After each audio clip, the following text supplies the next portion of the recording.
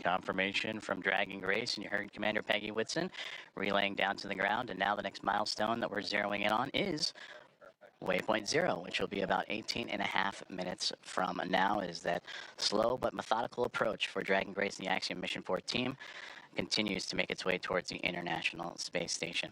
And with that, we'll check back in with Ronnie and Paul back in Hawthorne. Awesome. Thanks so much, Joseph. I'm loving all of these check-ins that we're getting about Dragon's progress on its way to station, how the crew is doing, hearing these call-outs from the nets. But I'm getting really spoiled today because you had great stories about the crew while we were here in kind of like our pre-show warm-up. And I would love to hear a little bit more about how you followed along the AX4 crew in like the 10 months leading up to this. Absolutely. And really like followed their preparations and everything that brought the crew to today. Certainly. And so there's obviously a large team that facilitates all of the operational training flow and helping prepare them for this moment.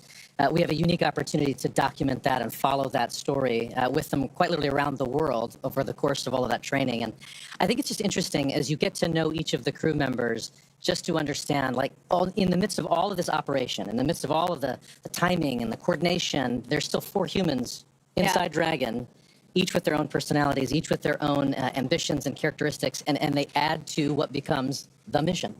In the crew, right? Exactly. Like they become one crew, which is AX4. Yeah. Absolutely. So Peggy, I would argue, is a consummate leader. I mean, if you know anything about her, you likely know she has record after record of human spaceflight, and here we are actually seeing some views of the ISS, of the International Space Station, from Dragon. And yet, as I was saying, with Peggy, if you know her, she obviously has all of these records for human spaceflight, and it's certainly not a surprise at all that she is an inductee into the 2025 Astronaut Hall of Fame. And yet, if you get a chance to get to know her, you quickly realize she's not just about those individual accolades. She is about the team and team efforts. She wants to build teams and take them to space. And so certainly we've had the honor of following her around the world, preparing for 2 Axiom space missions, both AX2 and now AX4. And it is remarkable how she commands every room she walks in without taking over. She just exudes this steady confidence that people respond to. Speaking of how she is commanding the capsule, we just had a great shot of her inside of the Dragon spacecraft, looking up at those touchscreen displays. And so we're going to keep bringing you views like the one we have on your screen right now of the International Space Station whenever we have ground station coverage. When we have good views, we'll obviously share them with you. This one is particularly cool because we're watching the International Space Station come into focus through a camera that is under Dragon's nose cone. So right after we got through launch and orbital insertion yesterday, we deployed the nose cone and exposed those docking hooks that we're going to use for the hard capture. Station Houston on the Big Loop. Dragon range is approximately 1,000 meters. Monitor long-range approach per steps 1 to 4 in 1.102. Dragon approach and retreat monitoring.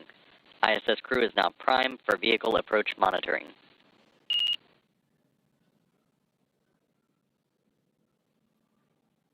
More of those joint communications on the Big Loop there about that approach that we're watching on our screen right now. It's pretty cool.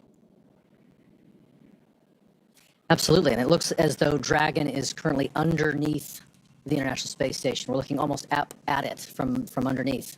Yeah, and we had those great graphics earlier that showed how we're balancing this really careful geometry and approaching each step with these methodical burns.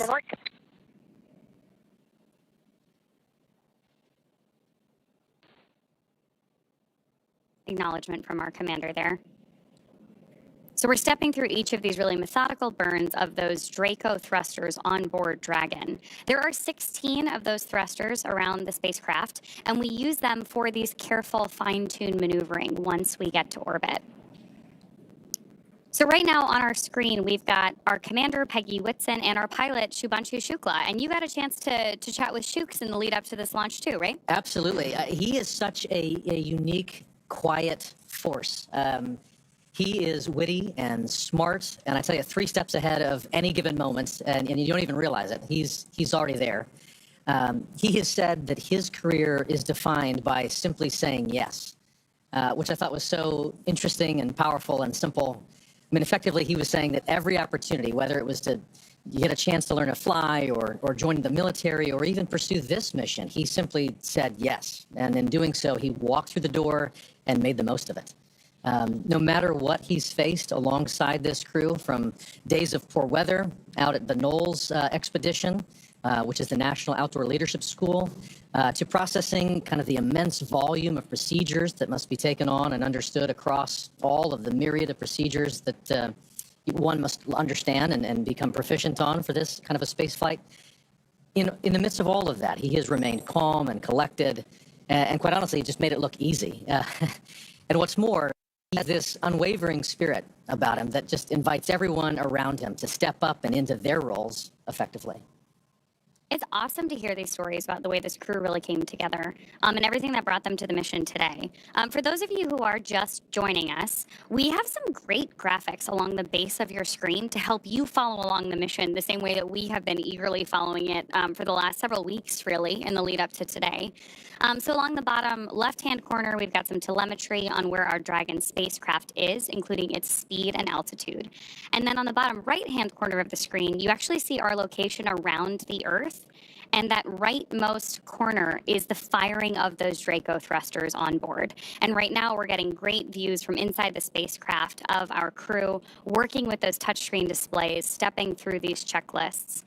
And now we're getting our first views from station looking down at Dragon, which is always my favorite moment of docking. Absolutely. Because you know that the astronauts on board the International Space Station are, we heard it in their voices earlier, Yes. are excited for this crew to be on board. It's also one of the few moments where you really get a sense of the speed and the scale of all of this operation, right? Seeing the Earth just roll behind with those clouds, you suddenly get a sense of perspective that is just unlike anything else. Yeah, absolutely. And one of the things that we're doing here and why we're moving so carefully through each of these maneuvers is that, as you've noted here, these spacecraft, both the International Space Station and Dragon, are still moving really fast. Mm-hmm. So we need them to approach each other with a relative speed that's very gentle so that that docking is smooth and steady, just the way that we intend it to be. But we're still moving like 17,500 miles per hour, lapping the Earth every 90 minutes. So this is a very high speed but careful maneuver to make sure that we get our entire crew safely aboard the International Space Station. Absolutely intricate, methodical, one step at a time. There you go. Speaking of people who are particularly methodical, you were mentioning that Swavush is like very deliberate in his actions and his lead up to everything with the crew earlier. Swav, yes, as he likes to, as we like to call him, Swavush Uznetsky Vishnevsky. Is quite a lot to say. So they've quite poignantly called him suave. He is brilliant, and I tell you, but more specifically, Dragon SpaceX on the big loop. Pause here. Ground is go for approach 0. Burn is enabled. Maneuver start time is 9:34 Zulu. As a reminder, Dragon will nominally continue approach through waypoint 1 toward waypoint 2 without stopping at waypoint 1.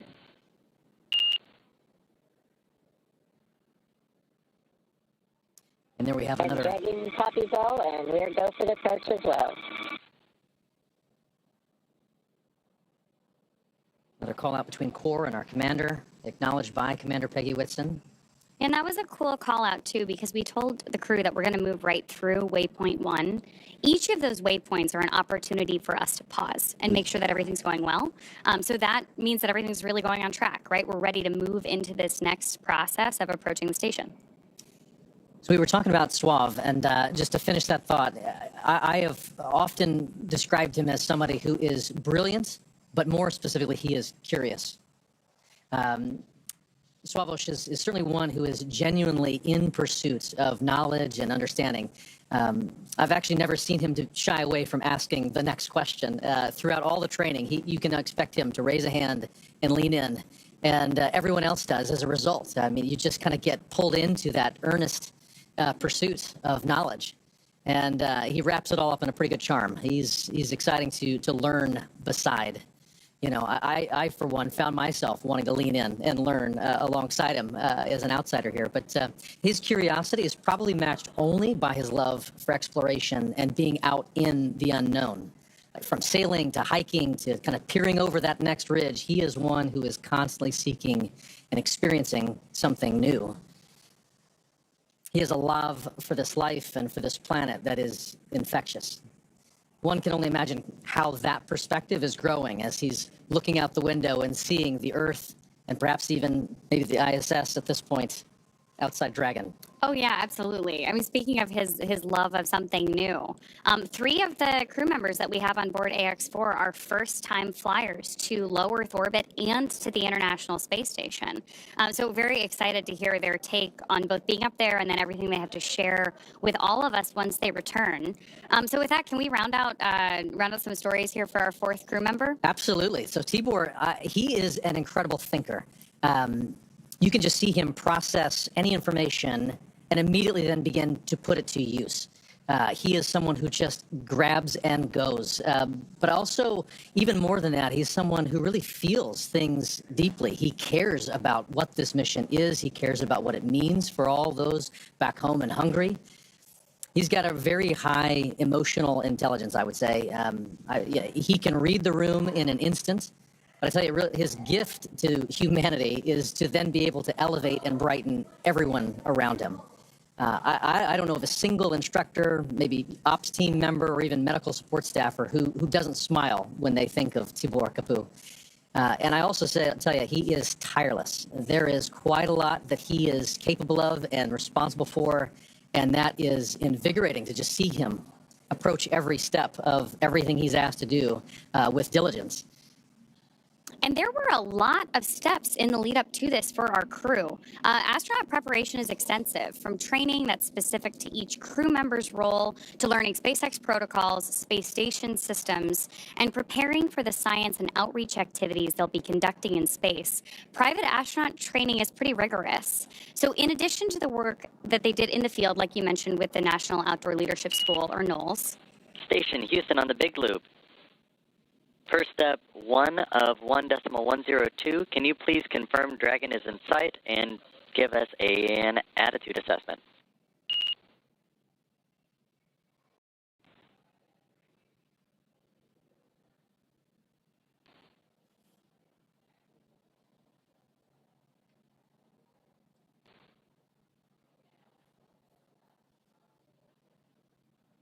So we are standing by for that update there on the attitude of the spacecraft. Attitude, when we're talking about space travel, means the position of the spacecraft. So with that, I do want to bring it back to the training, because this crew on board AX4 spent 35 days training inside Dragon. To prepare them for flight, our teams at SpaceX spent the last several months teaching the crew about orbital mechanics and how to live inside the Dragon spacecraft. Well, this was more of a review for Peggy Whitson. For the rest of the crew, as we mentioned, this is their first time flying to space. Our training program includes nearly 100 different lessons covering all aspects of the flight. The crew spent time inside our Dragon training spacecraft to run simulations of ascent, space station rendezvous, which we are doing right now, and reentry. And they also spent time at the launch pad in our suit-up room and working through emergency procedures that would be necessary in the unlikely event of a pad abort. And in addition to the critical training from SpaceX associated with... on the Big Loop, come check. Houston reads you loud and clear.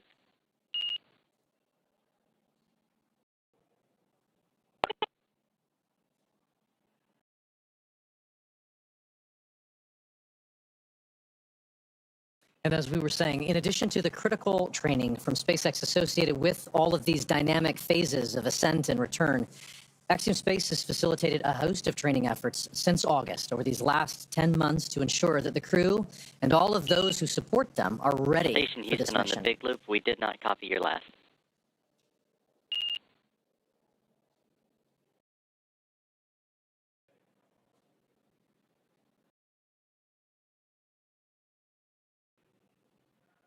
Houston Station on the Big Loop. We have Dragon in sight, and attitude looks nominal. Houston copies. That's a good report. That is a great report. It's always nice to hear those confirmations, especially across the Big Loop, because we are coordinating so many teams for missions like this. Absolutely.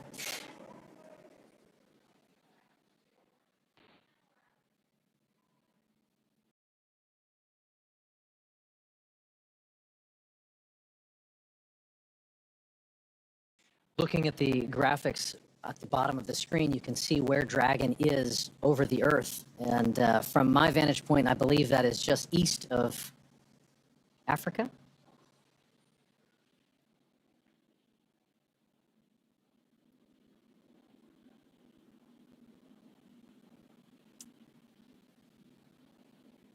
I think one of the things that's the most striking to me is that as we watch all these different visuals come into play, which again, we are bringing you whenever we have them. So when we've got good views, we're sharing them with you. We're really seeing how quickly Dragon is approaching the station. At 429 kilometers above the Earth, they are continuing to raise that elevation, that altitude, and get closer and closer to where they'll be working and living for the next 2 weeks. Again, these visuals just tell an amazing story of where we're going and what we're doing, where low Earth orbit is. It is hard to really comprehend and wrap your mind around the idea of living off planet, and yet visuals like this start to help you make that real.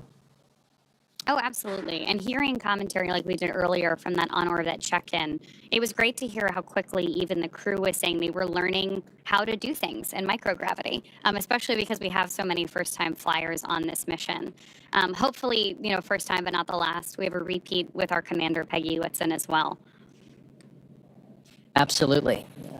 A little bit of joy goes a long way, and overcoming some of those probably initial sensations and adjusting to microgravity. Shubhanshu had mentioned that it was taking a minute to kind of collect himself and find his space legs, but clearly they are all in good spirits and getting ready to get very active on board the International Space Station. Which I'm sure will also be like an acclimation process, right? Absolutely. They've gotten used to Dragon. They've been in flight now for more than a day. All told, from launch to rendezvous at the station, we're looking at about a 28-hour flight. The time is somewhat dependent on the relative position of the International Space Station to our launch site at the time that we launch. But for any time that we're rendezvousing or meeting two spacecraft in orbit, we do have an instantaneous launch window. So we know how long that trip is going to be at the moment that we lift off. And the entire crew operations plan is built around filling that time effectively so that they're well acclimated on board the Dragon spacecraft while they approach the International Space Station. But then as soon as they get on board, we'll do our welcome ceremony. And I'm sure there's an orientation for them as well.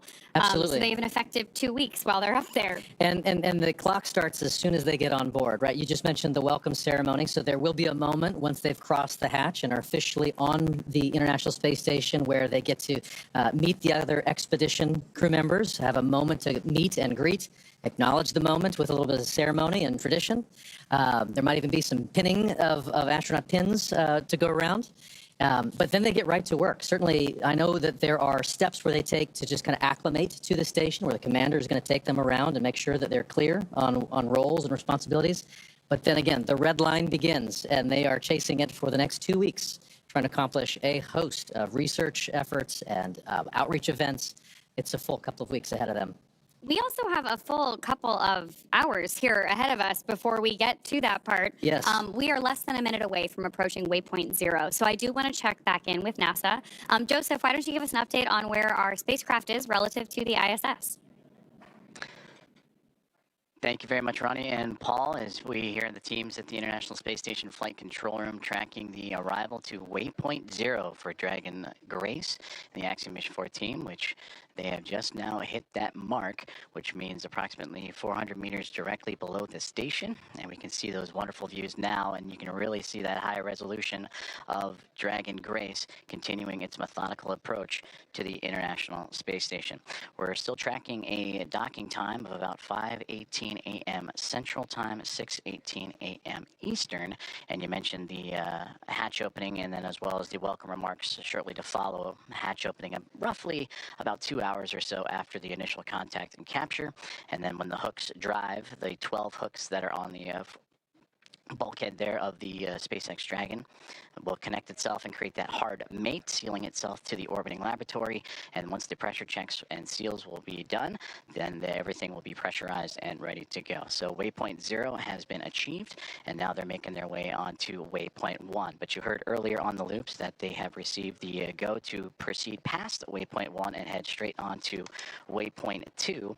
And that means they'll continue to swing up and above the International Space Station, and then what would have been a pause at the 220-meter mark, they'll continue to press forward and look to get to about waypoint 2. And waypoint 2's arrival will be just right on the doorstep of the International Space Station, Dragon, about 20 SpaceX meters on away. the Big Loop. Approach 0 has started and the trajectory has converged on waypoint 1. Expect arrival at waypoint 1 at 10:09 Zulu.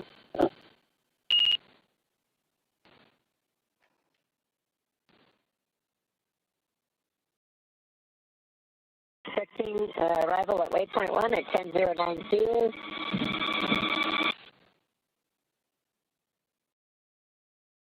And there you heard it right there, that they are continuing to move on along and get ready to approach what would be waypoint 1, which that milestone will be in about a little less than 40 minutes from now. As you see right there on your screen, the Dragon Grace spacecraft continuing its methodical approach to the International Space Station. And of course, the 7 members aboard Space Station right now, looking forward to welcoming Commander Peggy Whitson, pilot Shubhanshu Shukla, as well as mission specialists Sławomir Uznański-Wiśniewski and Tibor Kapu to the orbiting laboratory. And a welcome back to Commander Peggy Whitson. This will be her 5th time in her 5th space flight.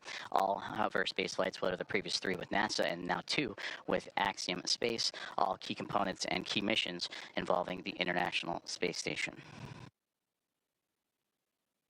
And you also heard on the Big Loop confirmations from Nicole Ayers and Anne McLean, who are monitoring Dragon's approach. They are in the cupola. That is the famed window to the world from the International Space Station that you see so many stellar views from many astronauts that share their experiences from the cupola. That is where they're using special technology to monitor and make sure that the Dragon spacecraft stays in the exact corridor, and that makes sure that everything is remaining on track and stays in its expected zones. Now, as we continue to march towards waypoint 1, and again, they will bypass waypoint 1 unless they need to make that pit stop to make sure everything is fine-tuned and ready. Once Dragon continues through waypoint 1, waypoint 2, and then eventual capture, Nicole Ayers will be the primed NASA astronaut to start the hatch opening process. And that'll begin by opening the large hatch on the Node 2 Zenith port. That is the port facing outer space, and that gives them access to the pressurized mating adapter. And there, Ayers and McLean and company will then move in and make sure that everything is sealed up once checks have been done and the relative dampening motion has been removed between Dragon and its connection to the International Space Station. And Ayers will pressurize the vestibule, and that is the small space between the hatches of the Dragon spacecraft and the space station. Now, that vestibule has been exposed to the vacuum of space, and that was all due to prior to docking. So the crew will need to fill it with air to make sure its pressure is nearly equal with the atmospheric pressure on Dragon and in the station. That pressure, similar to what we experience here on Earth at sea level, about 14 psi is what they need to bring it up to, again, from the vacuum of space. And that's where Ayers will use a small valve on that station's hatch to slowly introduce the air into the vestibule, and flight controllers here in Houston will monitor and verify that pressure readings, and everything is making sure to be leak-free before we get ready to open up the hatches. As you can see, Space Dragon Grace making its way with the nose cone open, and you can see that strobe in the middle. And it's always fascinating to watch. Now during an orbital daytime, you can see the sun shining brightly on the spacecraft, and the thrusters firing, and you can follow along in that bottom right-hand corner which thrusters are being activated again to fine-tune Dragon's path to the International Space Station. But seeing that strobe, always fun when it illuminates from the Dragon perspective on the International Space Station, and we may get some of those great views closer to docking. And again, that docking time tracking closer to 5:18 a.m. Central Time, 6:18 a.m. Eastern, and that is where the soft capture will connect, and then the hooks will drive. The 12 hooks in 2 sets of 6 will drive and form the hard mate and bring Dragon and the space station closer together. Before the leak checks, the umbilicals for communication and power, everything will be connected, and then the pressurization of that vestibule from NASA astronaut Nicole Ayers and team will begin.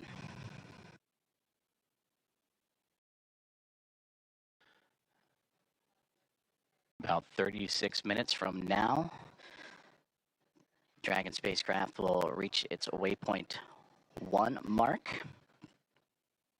And again, that's where the spacecraft will swing up and above the International Space Station, as it'll be docking to the space-facing or zenith port of the Harmony module.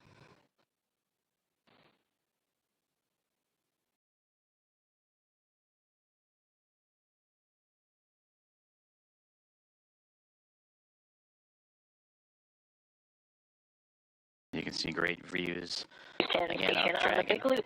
Per block Bravo, Dragon attitude is as expected. Houston copies. Thank you.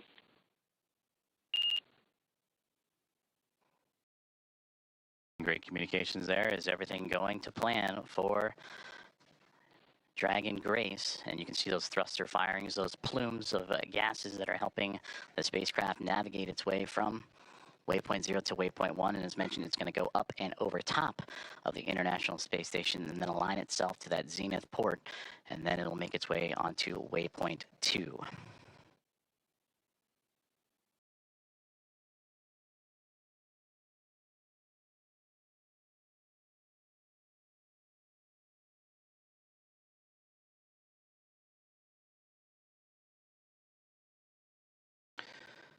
As mentioned previously, all visiting vehicles that arrive to the International Space Station take this phased approach when going to the orbiting laboratory, stopping at those predetermined gates.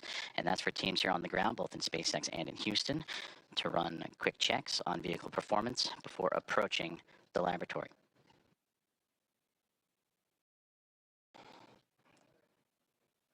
And there you can see that strobe effect we were talking about just a moment ago as it illuminates the views from the International Space Station looking at the Dragon Grace spacecraft as it continues its methodical approach to the station, as they are now just in the southernmost regions of Australia and making its way into the Pacific Ocean.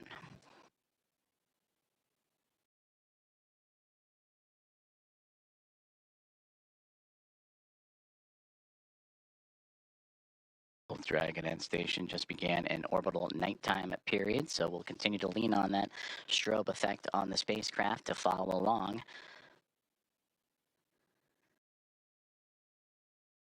As slow and steady continues to win the race for these docking operations between Dragon and the International Space Station, and of course always requires a great deal of precision to make sure that we're keeping the spacecraft and the crew safe. And there's a great look inside of Dragon Grace, and then the view from the spacecraft now looking to the International Space Station, and those slight glimpses of daylight left before both the orbiting laboratory and the spacecraft completely enveloped in darkness during the orbital nighttime period. You can see the radiators. That's what's most prominent in the view of the International Space Station.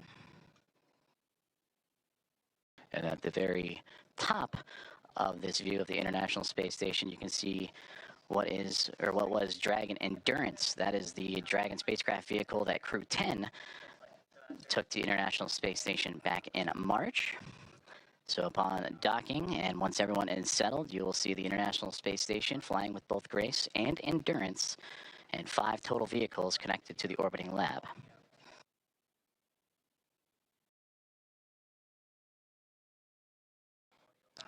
View inside of the Dragon spacecraft, and you see from just over the shoulder of Peggy Whitson and Shubhanshu Shukla, the commander and pilot, as they are continuing to monitor the progress of the spacecraft. And there, the final faint views of the International Space Station before the orbital nighttime period. And as mentioned, these two chasing each other just off the southeast coast of Australia as we speak.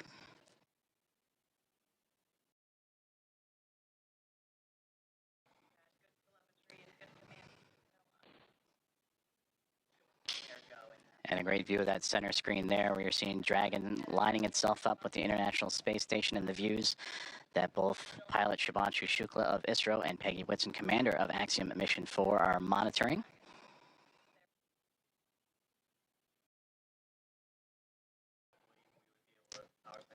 Now approaching about 31 minutes until we reach waypoint 1.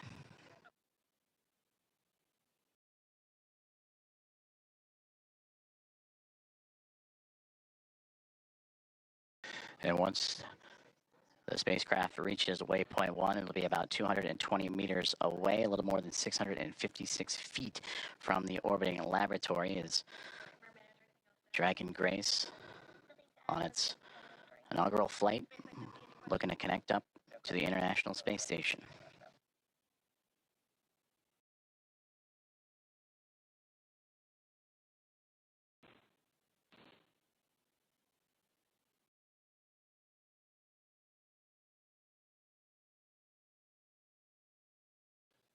Before we reach waypoint 1, which will be in about 30 minutes from now, the teams here on the ground, about 10 minutes outside of that milestone, will conduct a go, no-go poll, which we've been talking about throughout today's broadcast, just that step-by-step process, that slow and steady methodical maneuvering of the spacecraft to connect to the orbiting laboratory.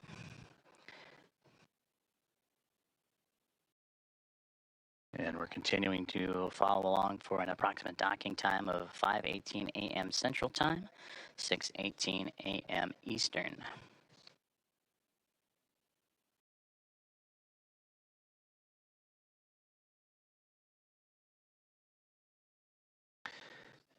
And the only light you're seeing from that shot was bouncing off of the International Space Station and what it provided, but now inside Dragon Grace and its Axiom Mission 4 crew of Peggy Whitson, commander, Shubhanshu Shukla, pilot. That's who you see in the field of view there, just that over-the-shoulder shot as they monitor Dragon's maneuvering towards the space station, but also joined alongside by mission specialist Sławosz Uznański-Wiśniewski and Tibor Kapu, respectively, of ESA and Hunor.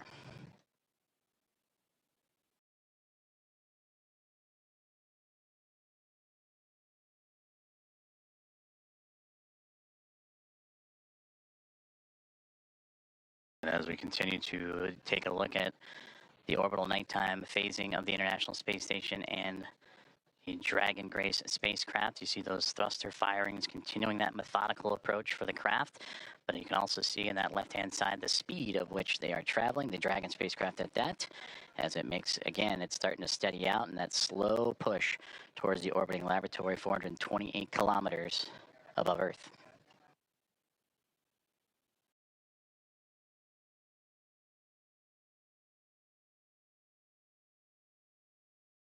Once aboard the orbiting laboratory, the Axiom Mission 4 crew will participate in about 60 research investigations representing 31 countries, and more than 24 of those experiments supported by the ISS National Laboratory.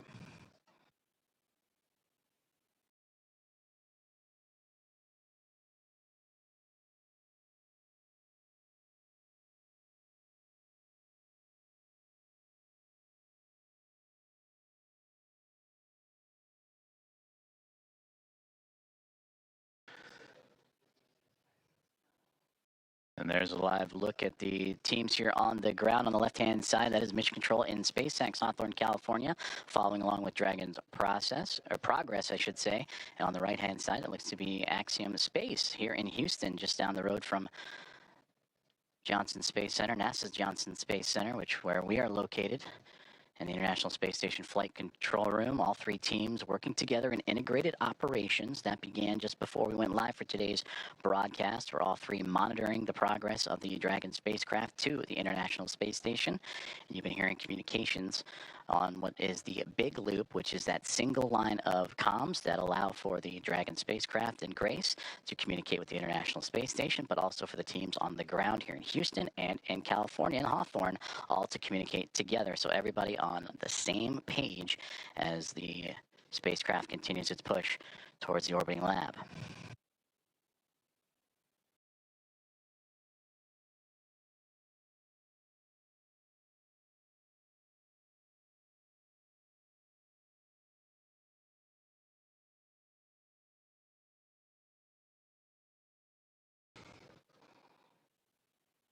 We are about 26 minutes away, a little bit north of that, until we reach waypoint 1 for Dragon Grace. As you can see, some of that telemetry and data populating the screens inside of the spacecraft that the team on board are carefully monitoring. And this is the view from the Dragon spacecraft looking up at the International Space Station, as these two now making their way into the southernmost regions of the Pacific Ocean, having just passed underneath the south and then the southeast of Australia.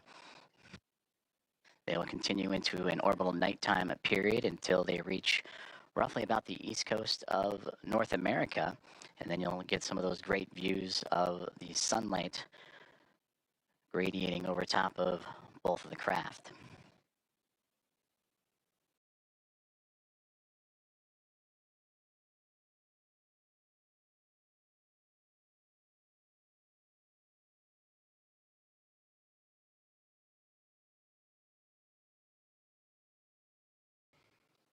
So far, everything performing nominally for the SpaceX Dragon Grace spacecraft as it continues its push towards the International Space Station, and what's been quite the journey for them. You heard earlier that this, since launch all the way up to the anticipated docking time, will be about a 28-hour process, 28, 29 hours or so. So a lot has happened in a short amount of time as the teams in Hawthorne, California on the left and the teams on the right-hand side in Axiom Space working together with those here in Houston.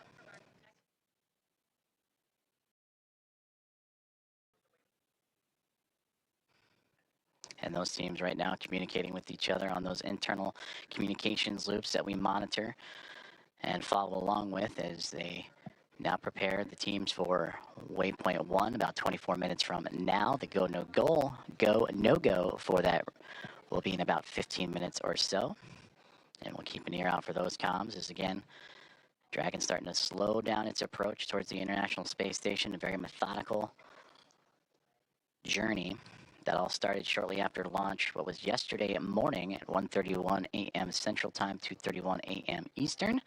That saw the Axiom Mission 4 team reach orbit and begin its journey to track down the International Space Station, the 4th private astronaut mission and the first since January of 2024, when Axiom Mission 3 would join the expedition aboard the orbiting laboratory.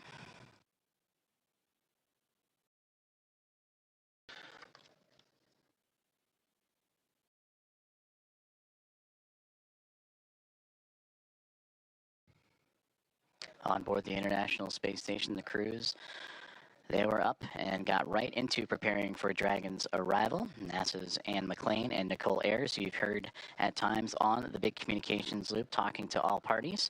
They are in the station's cupola using specialized software to track Dragon's approach and making sure it stays in the expected zones with that orbital nighttime currently enveloping the station and the Dragon spacecraft. They're keeping a close eye, and of course from the space station perspective, and we'll see it as we receive video communication, that strobing effect, that strobe light on the front, and that forward nose cone of the SpaceX Dragon to help illuminate its path and help keep track.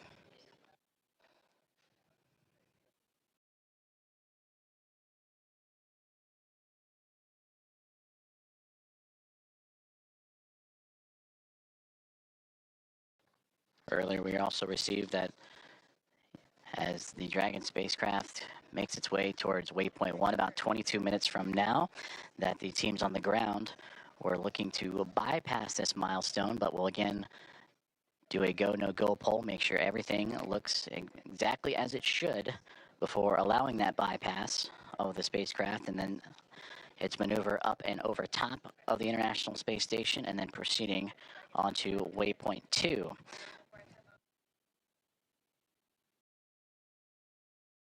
And a great graphic of the International Space Station, and just below it, the Dragon spacecraft is, again, they are making their journey across the Pacific Ocean, traveling over 26,000 kilometers an hour and 420 plus kilometers above the Earth's surface.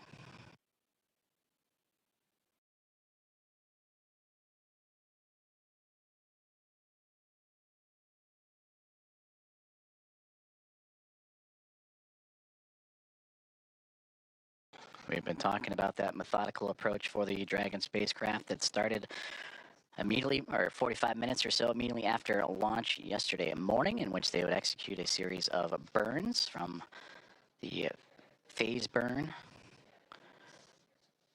to the boost burn, close burn, transfer, and co-elliptic burn. Those 5 burns allow for the stair-stepping of Dragon to climb up an altitude, but also to close the gap, the distance between the International Space Station and the spacecraft itself.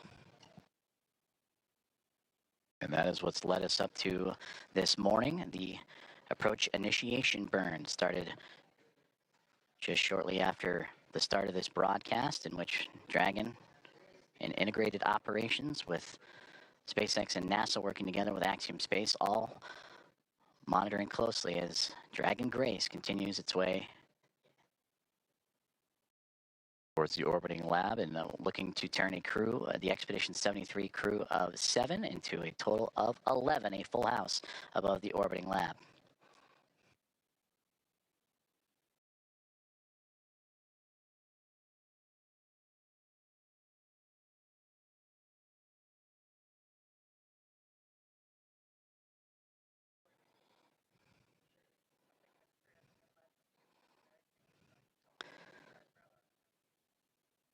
Now inside 20 minutes to the waypoint 1 arrival. And about 10 minutes or so, the teams here inside Houston, as well as and SpaceX in Hawthorne, California, will continue to monitor and do the go, no go for waypoint 1. And if everything is on track, they'll continue to proceed through waypoint 1 onto waypoint 2. And waypoint 2 has them right on the doorstep of the International Space Station, about 20 meters out when they arrive to that waypoint, a little more than 65 feet away.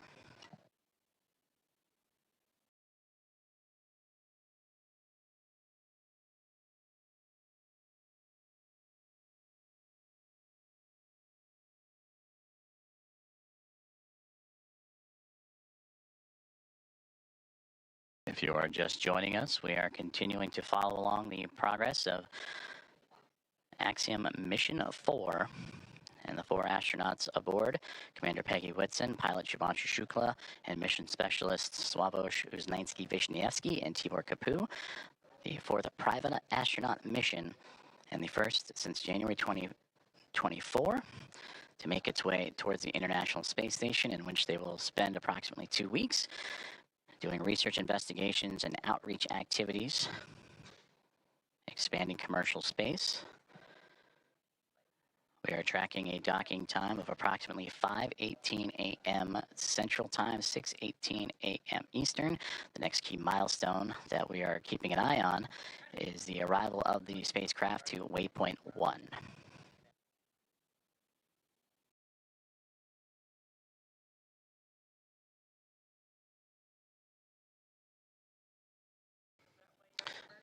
And to gain perspective, waypoint 1 will be about 220 meters away between the Dragon spacecraft and the International Space Station. And that's the second checkpoint. They have already reached waypoint 0 to begin this process. Waypoint 0, waypoint 1, and then on to waypoint 2, which we mentioned is about 20 meters away.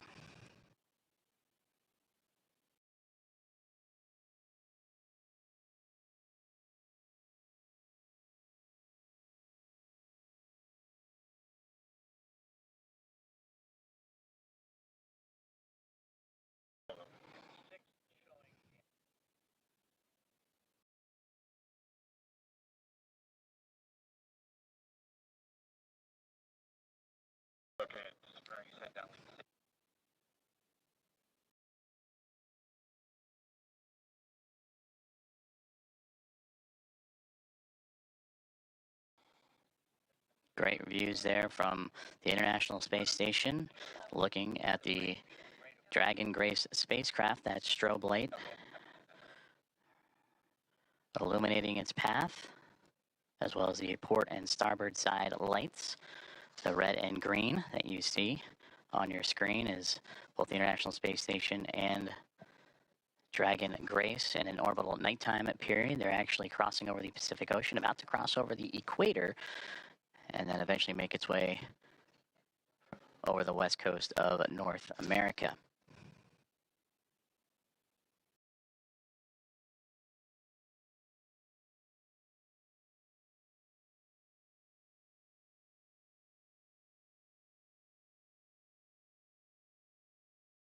We'll start to see the spacecraft and the International Space Station once again become illuminated with an orbital sunrise. In a few more moments, that'll occur as they continue their journey over the Pacific Ocean. And for the Dragon spacecraft approaching waypoint 1, now about 15 minutes from that point.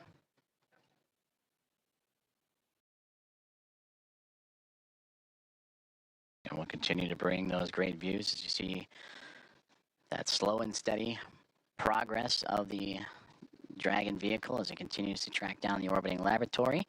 And on your screen you see the speed and altitude, where it is over the Earth in current relation, but on that far right hand side, that's the thruster firings. You just see those illuminate every so often as Dragon continues to fine tune its path towards the International Space Station.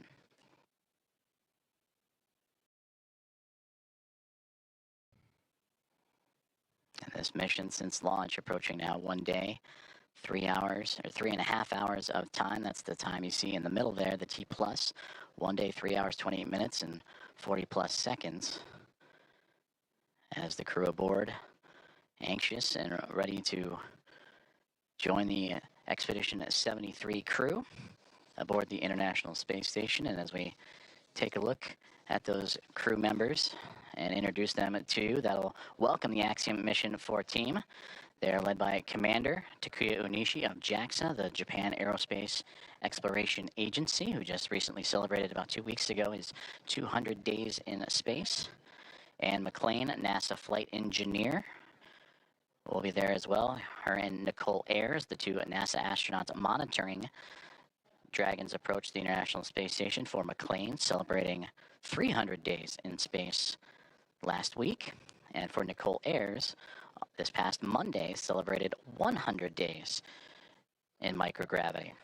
They're also joined by NASA astronaut Johnny Kim, flight engineer, and Roscosmos cosmonauts Kirill Peskov. For Peskov, he would also celebrate 100 days this past Monday as a part of the Crew at 10 team. And then Roscosmos cosmonauts Sergei Ryzhikov and Alexei Zubritsky also joining the cadre of 7 astronauts and cosmonauts aboard the International Space Station.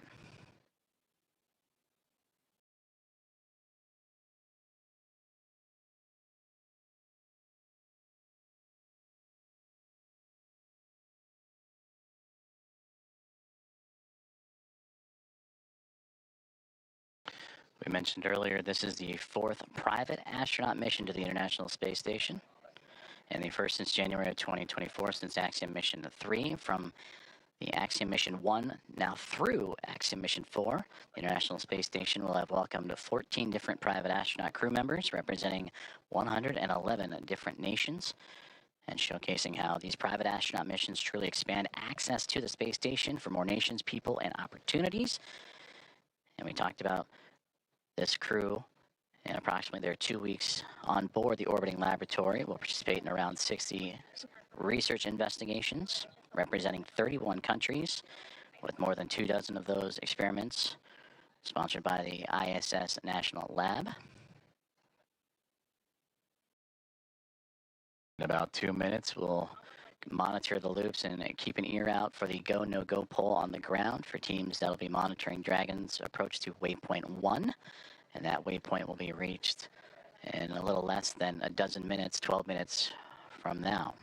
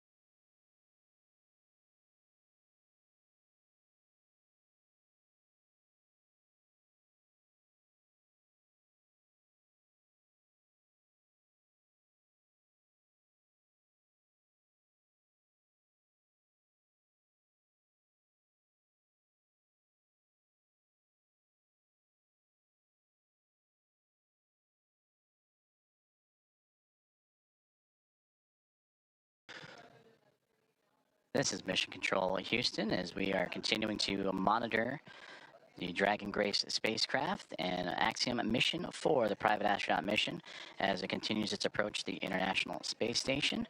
They have moved past waypoint 0 and are now on its way to waypoint 1, the second of 3 checkpoints or 3 gates for this journey for the spacecraft to the orbiting laboratory. We just received update that the new anticipated docking time, approximately 5:30 a.m. Central Time, 6:30 a.m. Eastern, as the Dragon spacecraft and the International Space Station teams here on the ground, both in Hawthorne, California for SpaceX and inside of NASA's Mission Control Houston and the International Space Station Flight Control Room, continuing to work together in communication and relay those updated data and projections and trajectory and all the information needed. So again, that docking time has been updated to now approximately 5:30 a.m. Central, 6:30 a.m. Eastern.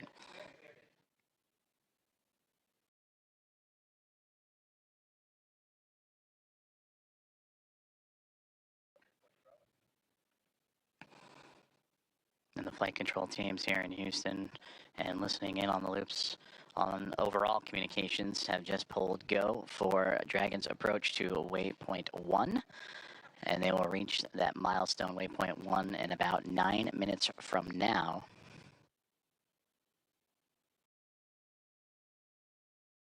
This waypoint will have the spacecraft 220 meters away from the International Space Station, a little more than 656 feet.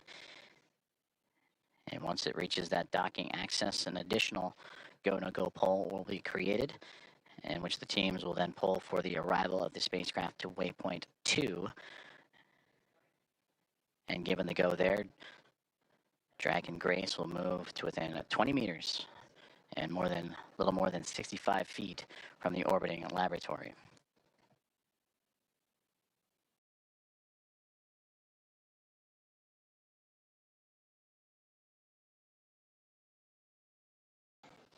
And earlier we also had communications that if everything goes to plan and Dragon continues to remain on its trajectory, that they would bypass waypoint 1 and go straight from 0 to waypoint 2. But once it arrives to waypoint 1, this will be the point in the spacecraft's journey in which we will be on what we call the docking axis, which will essentially mean that it is directly in front of the docking port that it'll connect itself to. The crew are right now heading to the space-facing port on the International Space Station, node to zenith of the Harmony module. That zenith meaning it is the side of the space station facing space. So its journey brings it from underneath the International Space Station, Dragon Grace, to swinging up and over top of it, and then arriving at that docking access en route to waypoint 2.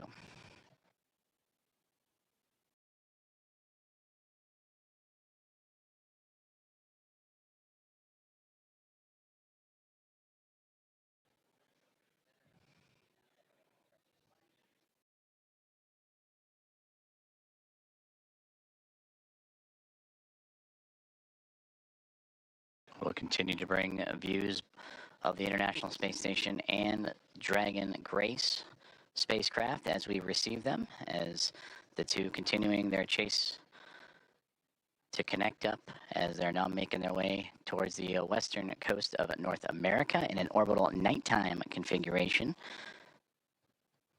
And we've seen views of the Dragon spacecraft in that orbital nighttime with the strobe lights shining bright. Once it gets closer, it'll actually illuminate the International Space Station and allow for greater views of the docking port itself that it'll connect to. And again, that node to its zenith port of the Harmony module of the space station. And that anticipated docking time that has now recently been updated to 5:30 a.m. Central, 6:30 a.m. Eastern.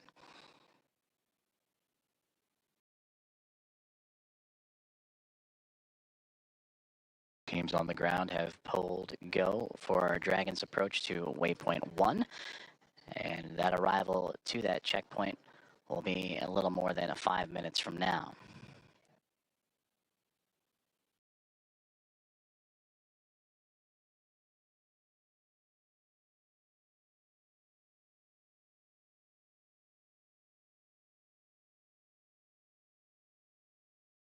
The crew inside Dragon Grace Axiom Mission 4.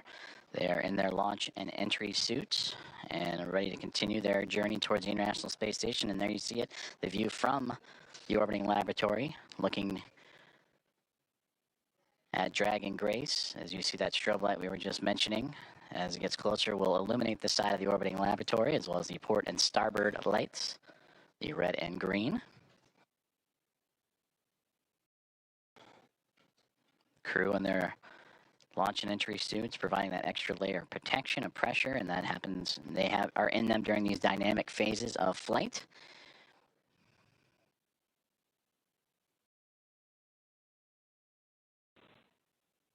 Now inside 5 minutes from waypoint 1.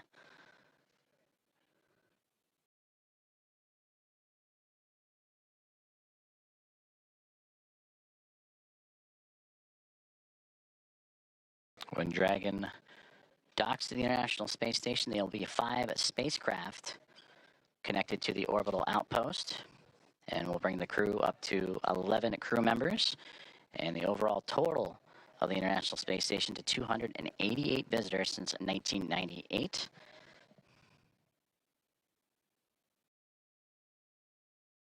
It will join the Dragon Endurance spacecraft that brought up Crew 10 back in March.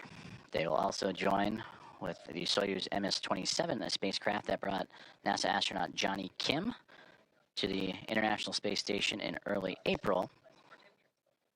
And then 2 cargo craft, Progress cargo craft from Roscosmos, also aboard the station, and then eventually the Dragon Grace spacecraft, as we get now views inside of Dragon Grace and looking over the shoulders of Commander Peggy Whitson and pilot Shubhanshu Shukla of ISRO.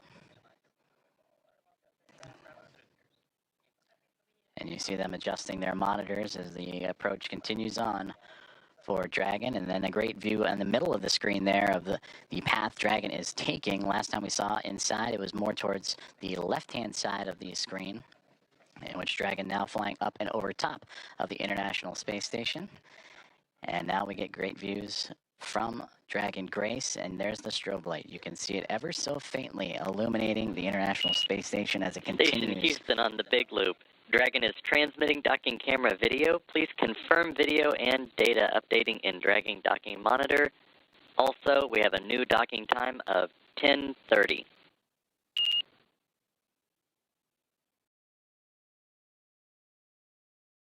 Copies. We are seeing data on the Dragon Docking Monitor, and we copy 10:30 for the new docking time. Houston copies.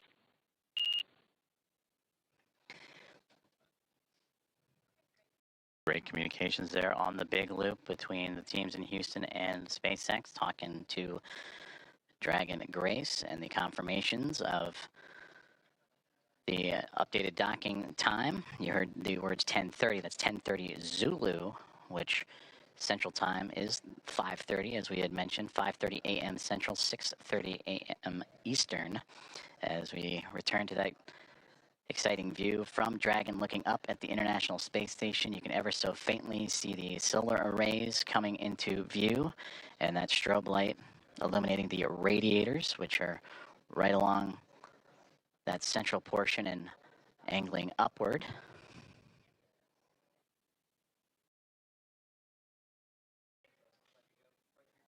The International Space Station and the Dragon spacecraft now approaching the west coast of North America, right around the Seattle area, that border between the United States and Canada, as we are approaching 1 minute away from waypoint 1, the second checkpoint and second series of waypoints for the spacecraft to reach to. The teams have already pulled go, but we will listen for the call outs for that waypoint 1 arrival. Dragon SpaceX on the Big Loop, approach 1 and soft capture ring extension will begin shortly.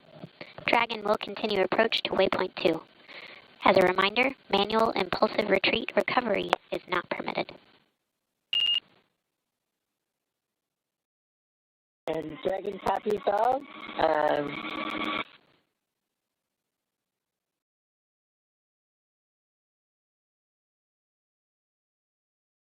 And there you heard communications on the Big Loop about that soft capture ring. and that is the initial contact that will occur between the Dragon spacecraft and the International Space Station, a soft capture, with that soft capture ring then retracting and the 12 hooks that will drive and connect and form a hard mate between the spacecraft and the International Space Station. From there, power communications will then be connected up, and NASA astronaut Nicole Ayers will make her way into the pressurized mating adapter and get ready for hatch opening procedures, which will require bringing the vestibule, the space between the two hatches, between the International Space Station and Dragon Grace, together. And there we see the orbital sunrise making its way over top of the International Space Station as they continue their pursuit of each other, now angling over at North America.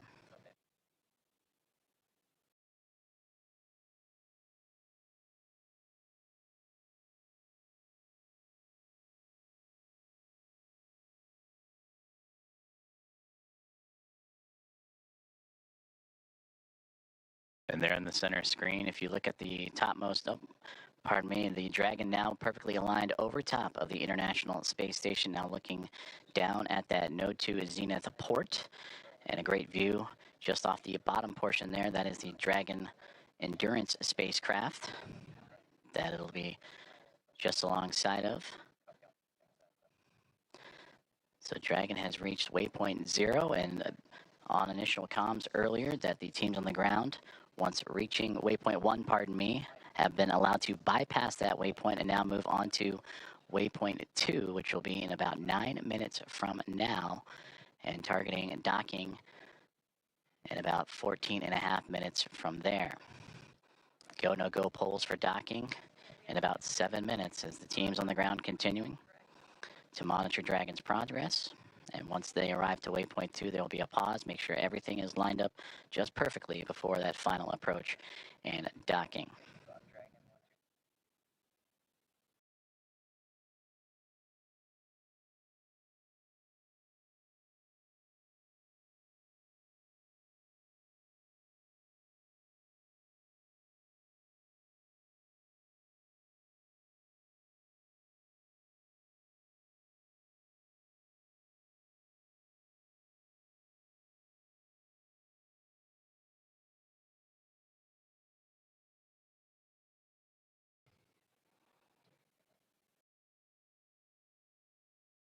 This is Mission Control Houston as Dragon Grace and the spacecraft carrying Axiom Mission 4 and their 4 astronauts continuing their approach to the International Space Station. They have just made their way past waypoint 1, which had them at 220 meters away from the space-facing port of the International Space Station's Harmony module.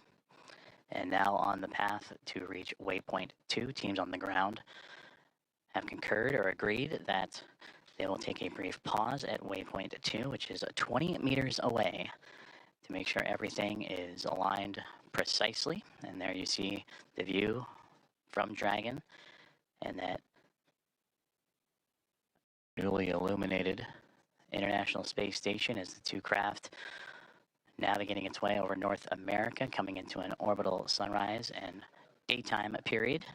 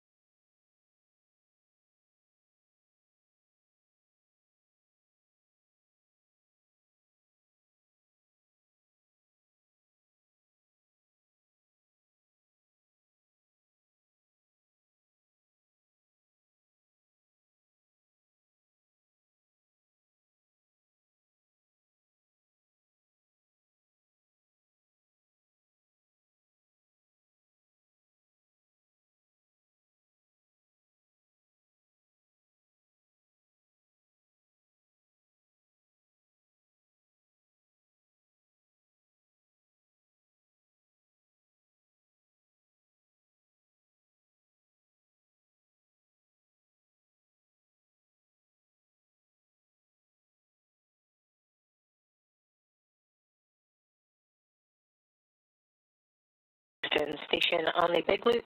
Dragon attitude is still as expected, and station is ready for docking. Houston copies. At waypoint 2, Dragon will briefly pause to align for docking, then automatically resume approach. And copies.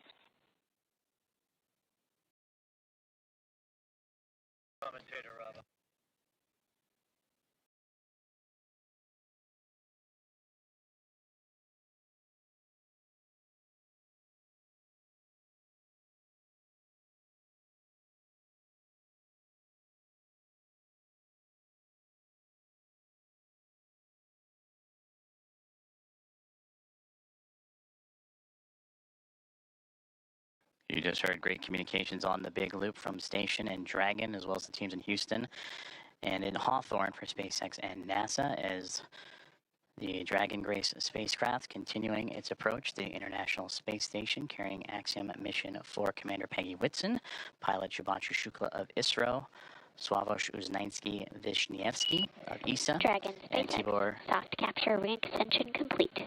Dragon will continue through waypoint 2 without a hold. Copy. No hold at waypoint 2 and good rating extension. Great communications there. They were anticipating a brief hold to make sure everything aligns, but Dragon Grace continuing on what has been so far so good. A great rendezvous with the International Space Station. They will proceed to continue past waypoint 2. And you also heard in the communications with NASA astronaut Nicole Ayers, the station ready for docking.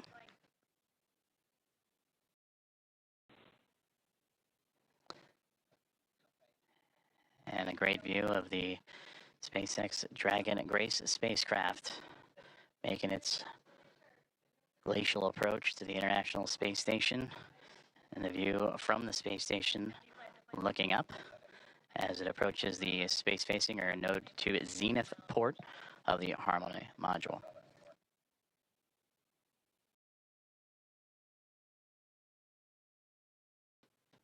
We are about 4 minutes away from the waypoint 2 arrival, which again they are expecting to move right past through without a hold. That is at the 20-meter mark, and proceed right on into docking, soft capture, and then soft capture ring retraction and hooks to drive.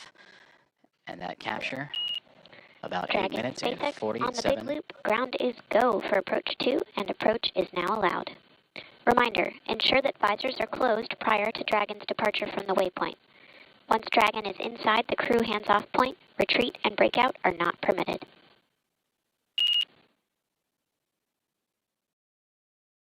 Dragon copies, and we have visors down, and we are go for docking as well. And copy on the approach. Inside 2, chop. SpaceX copies, visors down, SpaceX crew is go for docking.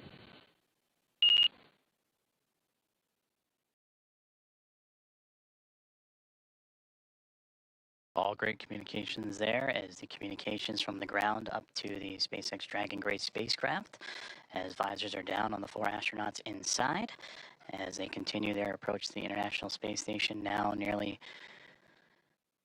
7 minutes away from that initial contact.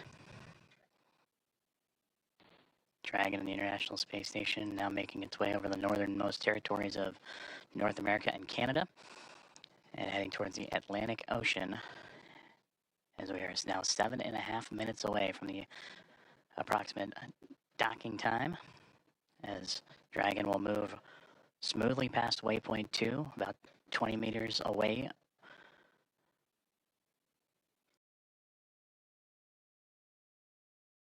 And continuing its fine-tuning and approach, you see little plumes coming off the spacecraft. Again, those are those thruster firings continuing to inch and adjust the spacecraft towards the orbiting laboratory.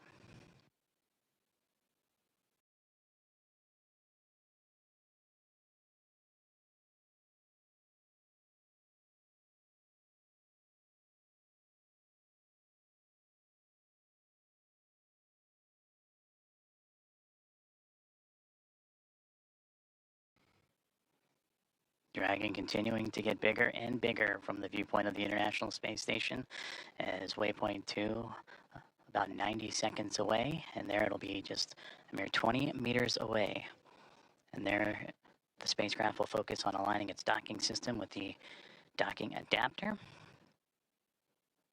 and then fly in to make the initial contact and give us what we will call that soft capture, or the soft capture ring will retract. And then the hooks will drive to form the hard mate. And that capture, or that initial contact, coming in about 6 minutes from now.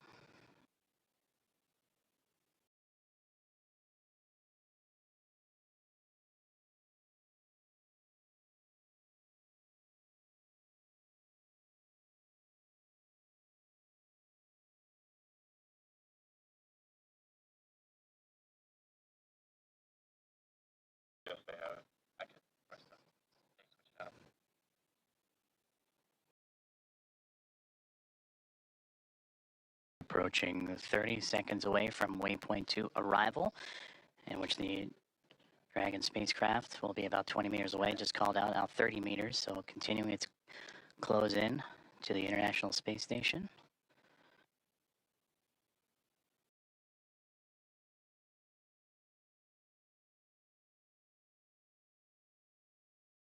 Dragon Grace now 25 meters away.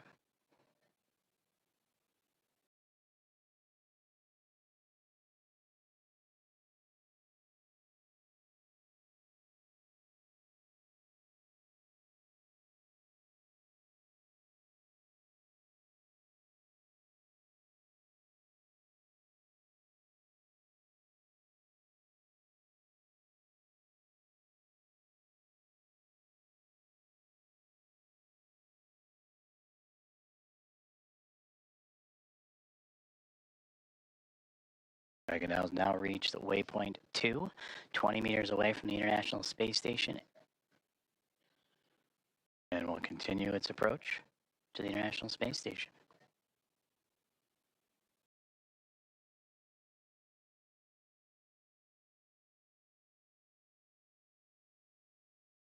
There you can see a great view of that zenith port, that space-facing port of the International Space Station's Harmony module. The Dragon spacecraft right now sitting at waypoint 2, just 20 meters away.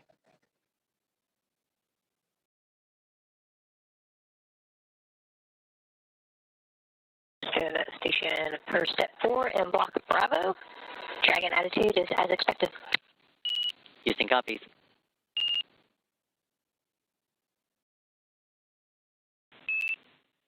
Station Houston on the big loop. Dragon is on final approach and is go for docking. Monitor per steps 5 and 6 and 1.102. Station copies, monitoring per steps 5 and 6.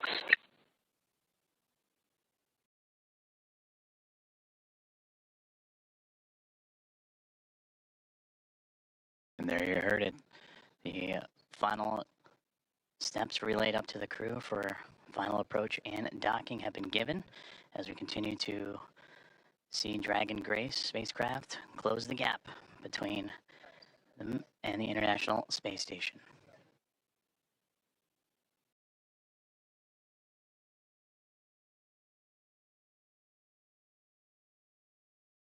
Now, just before the spacecraft reaches the International Docking Adapter for that soft capture, you'll hear the call-out CHOP, or Crew Hands-Off Point, which Dragon will continue its journey and make that initial connection, that soft capture, in those final few moments.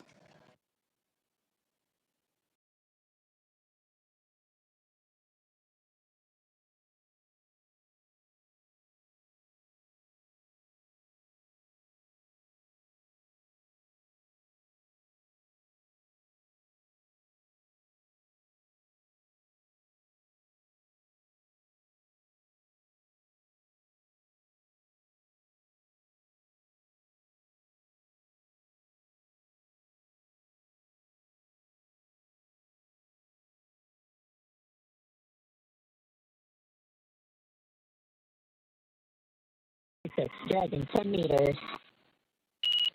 10 meters.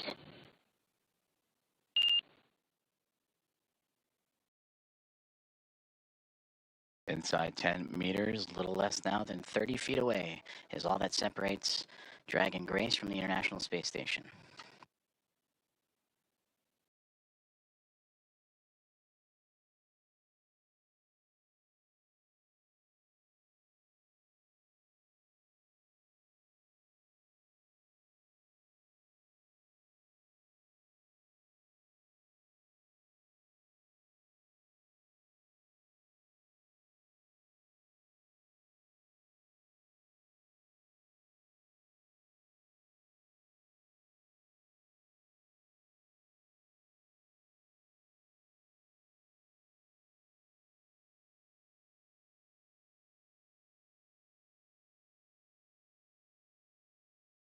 Five meters.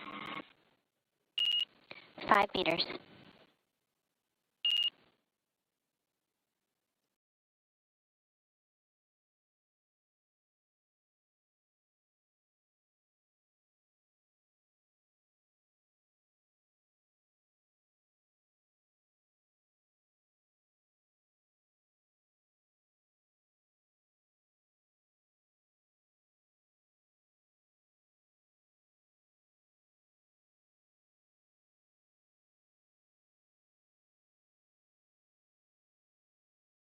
Two meters. Stop. 2 To the station. 2 meters, chop. We have chop. 1 meter. 1 meter.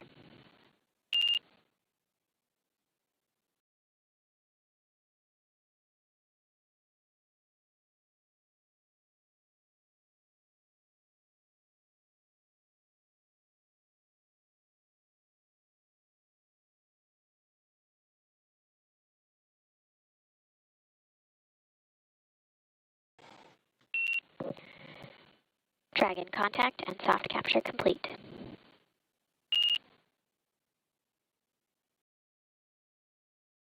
You copy.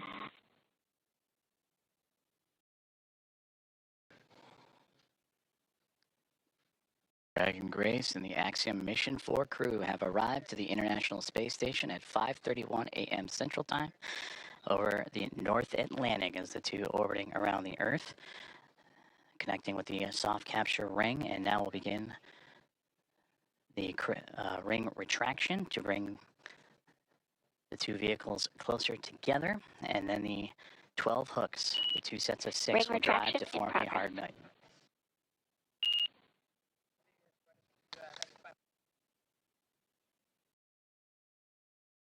And there you heard there, the soft capture ring is retracting, and then we'll do so until sensors are indicating it's time for those hooks to drive in place and give us a hard capture and firmly secure Dragon to station.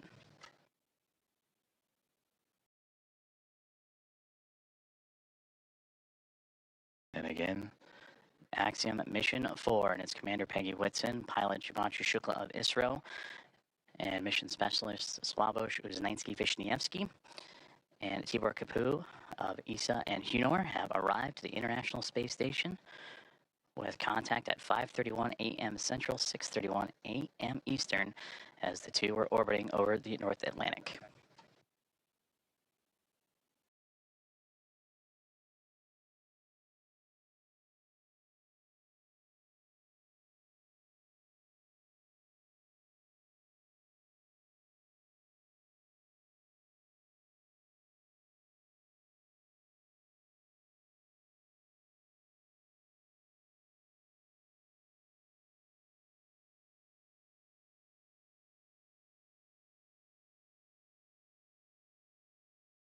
The soft capture ring, that initial contact between Dragon Grace and the International Space Station, continuing to retract, and we'll await for the calls that the sensors read that it'll be time for those 12 hooks on the Dragon to then begin driving and connecting itself to form a hard mate to the International Space Station.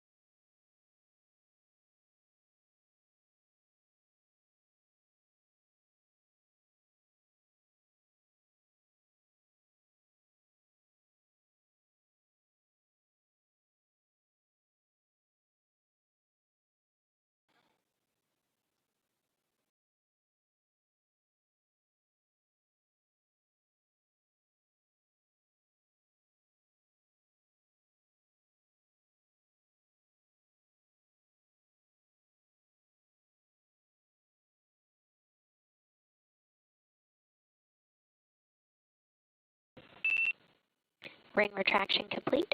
Docking sequence is holding for MCS reconfiguration.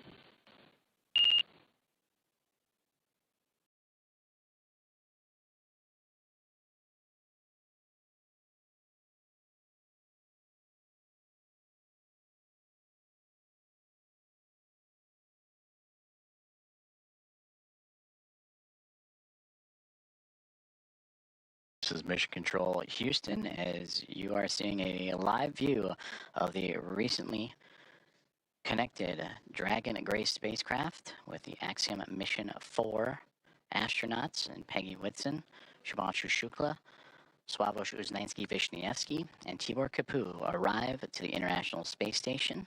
Soft capture and contact at 5:31 a.m. Central Time, 6:31 a.m. Eastern, as the two are orbiting above the North Atlantic.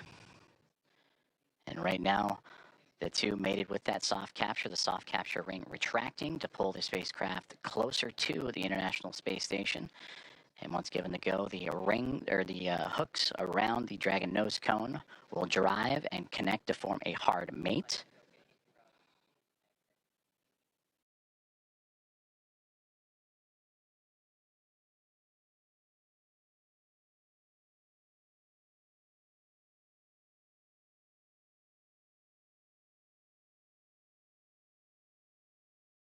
Teams on the ground in both Houston. Station Houston on the big loop. MCS configured, proceeding with hook driving. Station copies. And a great call there. That's the next step in this docking procedure, is the driving of the hooks. The 12 hooks surrounding the nose cone, or the nose of the Dragon spacecraft. And we'll monitor those. They'll drive in 2 sets of 6. Your first set of 6 right now, they're traveling. And we'll continue to follow along as the docking process continues on.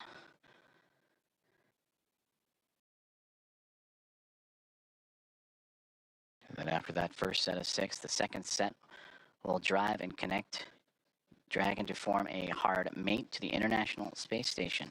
And once the docking is complete, NASA astronauts Anne McLean and Nicole Ayers, who have been monitoring from the International Space Station from the cupola of the Dragon's arrival, it'll be Ayers that'll begin the hatch opening, or hatch operations. And that'll start by opening up the main hatch on the Node 2 Zenith section of the Harmony module. That's what you see Dragon connected to. And what's separating that module and the Dragon spacecraft is that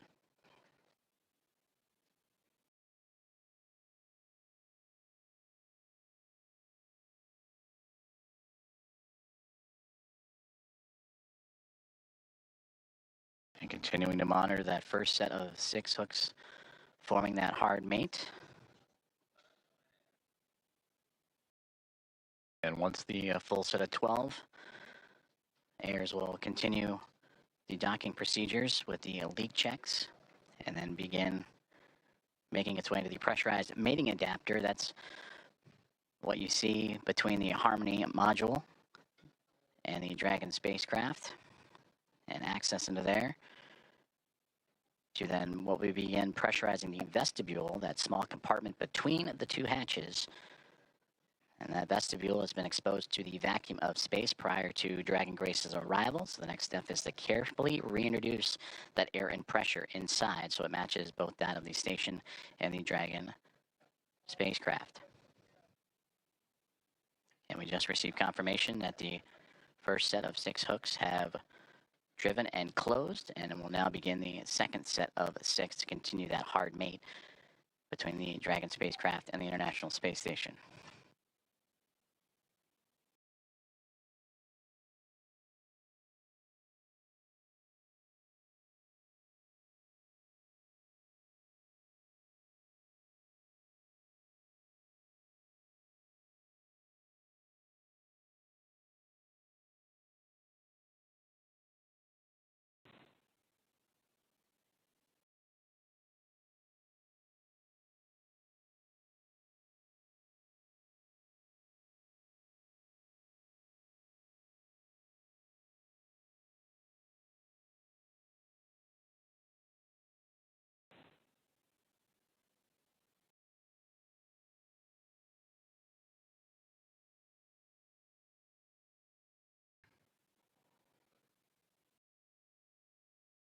If you are just joining us, this is Mission Control Houston, where Axiom Mission 4 aboard the Dragon Grace spacecraft have connected to the International Space Station at 5:31 a.m. Central Time, currently in the process from soft capture to the hard mate to the orbiting laboratory. First set of 6 hooks have closed, and now monitoring that second set of 6, 12 in total, to form that hard mate.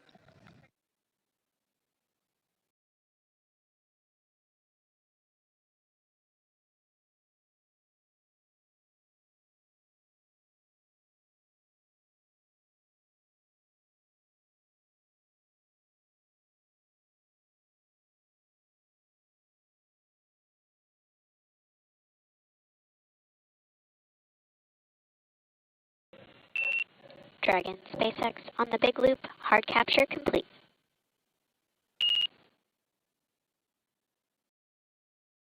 Dragon copy. Hard capture complete.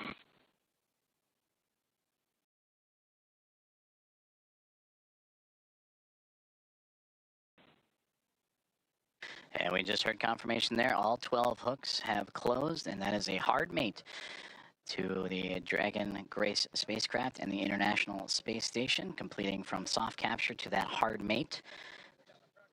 And these...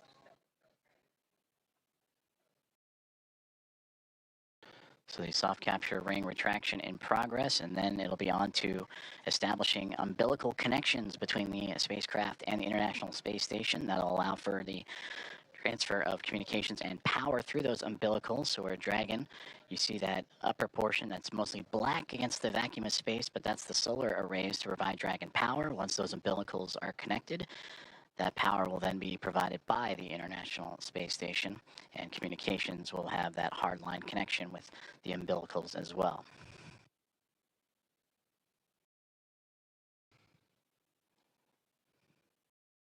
And once those umbilicals have been connected, that'll complete the docking process, and that's when NASA astronauts Ann McClain and Nicole Ayers, namely Ayers, will jump into action and begin the leak checks and hatch opening procedures, and that'll allow the pressurization of the vestibule, the space between the Dragon spacecraft and the International Space Station, to be brought to pressure equal to that of what is inside station and inside the Dragon spacecraft, about 14 psi, what you experience here on Earth as sea level. And then from there, the hatch operations will continue, and the Axiom Mission 4 team will make its way on board the International Space Station with welcome remarks soon to follow.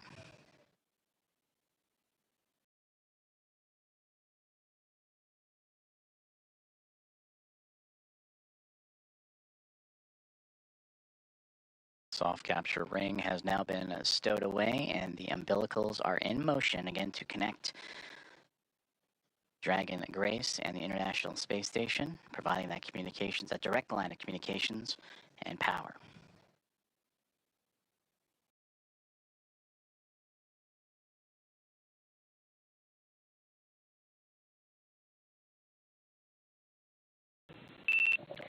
Dragon, SpaceX on the big loop, docking sequence complete.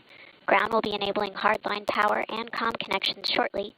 You are go to DOS suits per procedure 4.012 and begin post-docking cabin configuration per 4.400 in parallel.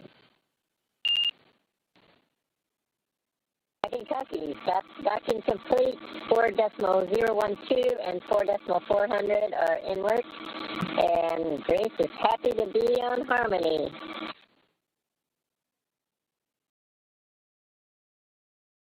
Grace Station, we are excited to welcome you. Peggy, Shug, Slav, and Tibor, we cannot wait to open the hatch and give you guys a hug. We'll see you soon. Looking forward to it. And Axiom 4 from Houston, welcome aboard the International Space Station. It's an honor to have you join our outpost of international cooperation and exploration. We are honored to be here. Thank you.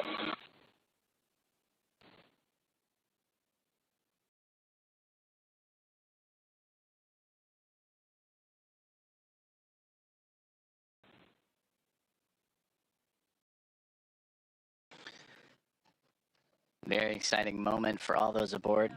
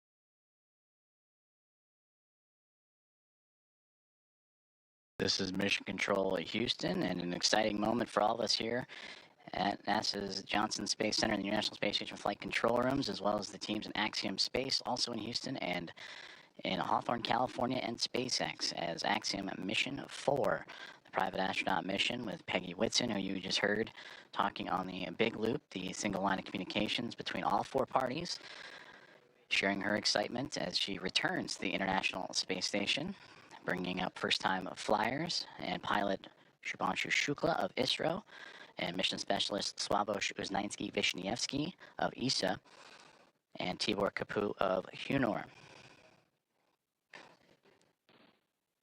Contact between the two, between Dragon Grace and the International Space Station at 5:31 a.m. Central Time. And now that the hooks have connected, all 12 and umbilicals deployed, providing power and communications. Now the team inside the International Space Station, namely Nicole Ayers, is going to start beginning the hatch opening procedures. And now that we're docked, she will secure some hardware and then move right into those operations. And first we'll open the large hatch at the Node 2 Zenith, or the space-facing port side of the Harmony module, and that's what you see, similar to where that NASA logo is. That's the Harmony module that the pressurized mating adapter is jettisoning up into and connecting to the Dragon Grace spacecraft. And then from there, she'll traverse into that pressurized mating adapter and we'll begin pressurizing the vestibule, which is that small space between the hatches on Dragon and the space station. And we have talked about this has been exposed to vacuum prior to docking. And we'll need to fill that space with air to make sure that pressure is equal with the atmospheric pressures on Dragon and the International Space Station. Also putting away some hardware in the process, including the docking across. And Ayers will use a small valve on the station's hatch to slowly introduce that air into the vestibule. And flight controllers here in Houston will continue to monitor the pressure and temperature readings inside and verify that everything is A-OK and leak-free before we get ready to open up the hatches.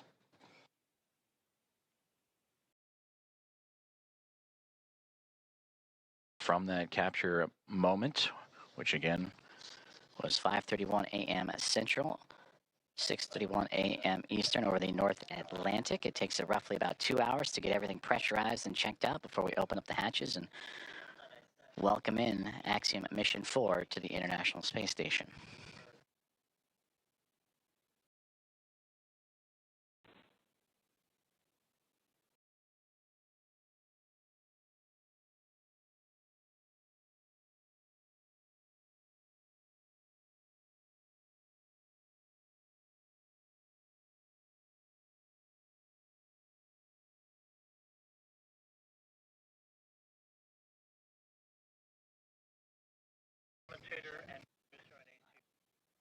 SpaceX Dragon on the big loop.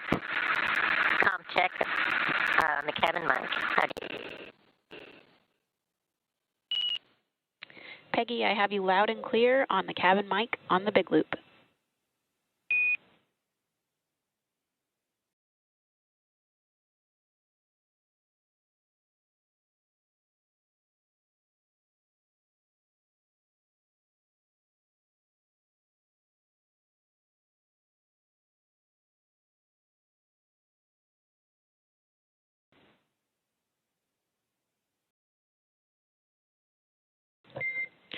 Dragon. SpaceX on Dragon aground. That call on the cabin mic actually came over Dragon aground.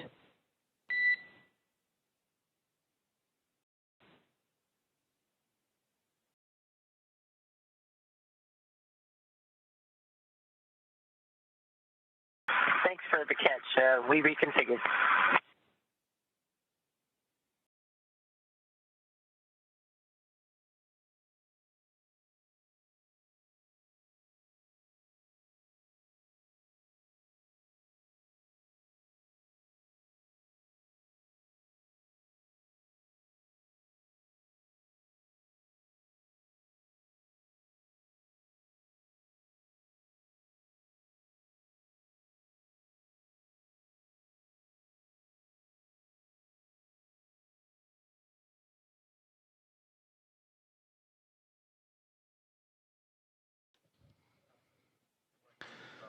This is Mission Control Houston as we continue to follow along the progress of the contact capture and beginning of hatch opening procedures as Axiom Mission 4 has arrived to the International Space Station with contact at 5:31 a.m. Central Time. The soft capture and ring have been retracted and stowed away. The 12 hooks around the nose, the bulkhead there of the Dragon SpaceX connected to the pressurized mating adapter have latched on to create the hard mate. The umbilicals have been extended to allow for Dragon to run on power and communication lines provided by the International Space Station.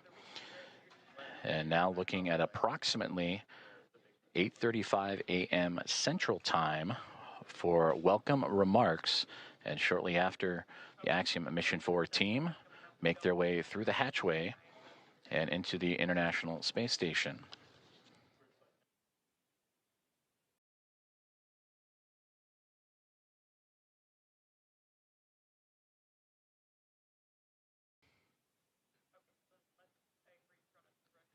The docking procedures between the soft capture ring, the hooks, and umbilicals have been completed. Station on the big loop.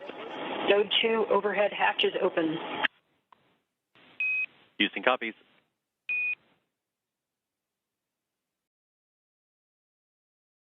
And a good call there down from NASA astronaut Nicole Ayers saying that she has opened up the hatch for the Node 2 Zenith way, the space-facing side of the Harmony module, to give her access to the pressurized mating adapter. And there she will cruise in to begin work on the hatch opening procedures and pressurizing Station and the vestibule. Dragon. Houston on the big loop. We are troubleshooting the big loop audio comm issues from earlier, and the action we're about to take will take down big loop comm between ISS and the Axiom crew for about 5 minutes. We may require additional comm checks after.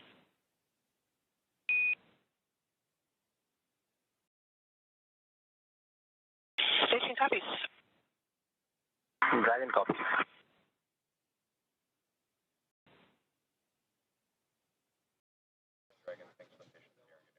Communications there on the big loop between the teams here in Houston and up to the International Space Station as they troubleshoot some communications, and the big loop that you have been hearing that have connected everyone here inside of Mission Control Houston and the International Space Station Flight Control Room, those aboard the space station and inside the SpaceX Dragon Grace spacecraft, and the teams in Hawthorne, California, those 4 parties, that's the big loop.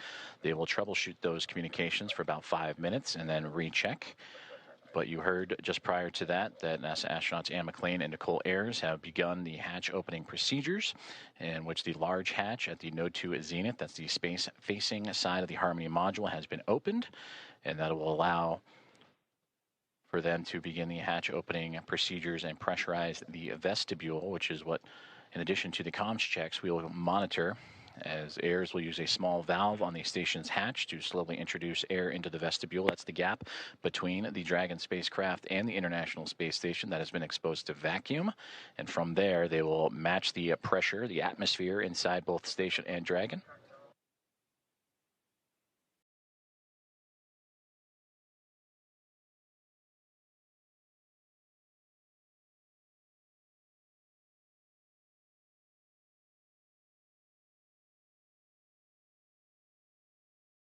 And this procedure for a hatch opening usually takes about 2 hours or so to perform leak checks and make sure every connection and everything is safe and sealed. On the big loop. In step 2.4, the time is 10:56. The APAS equalization valve is back closed.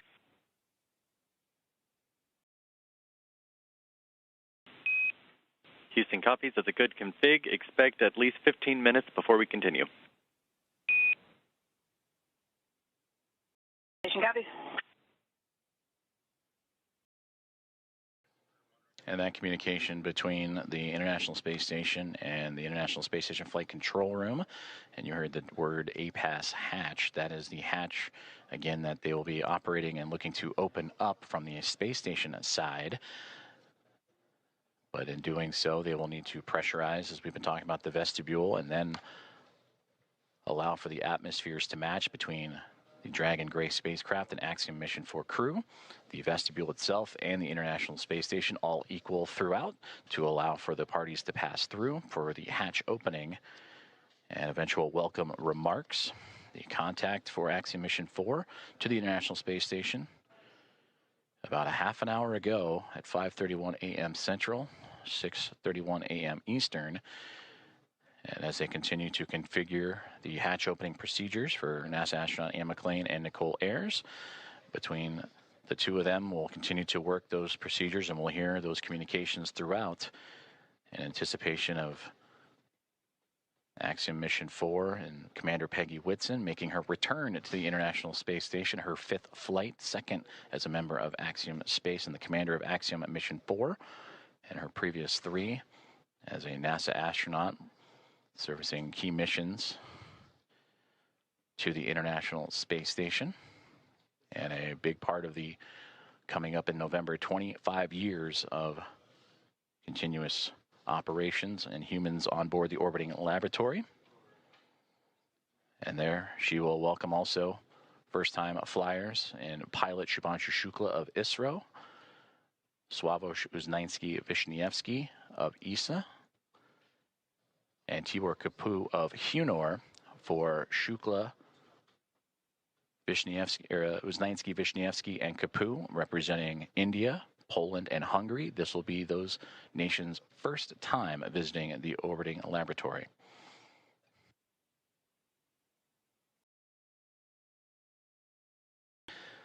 And with that, from Axiom Mission 1 through Axiom Mission 4, the International Space Station will have welcomed 14 different private astronaut crew members representing 11 different nations, showing how private astronaut missions truly expand access to the International Space Station for more nations, people, and opportunities.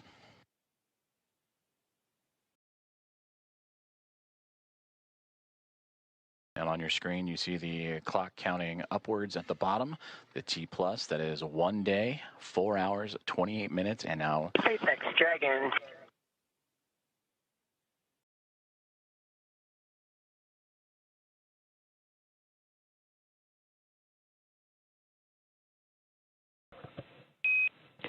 Dragon SpaceX on the big loop.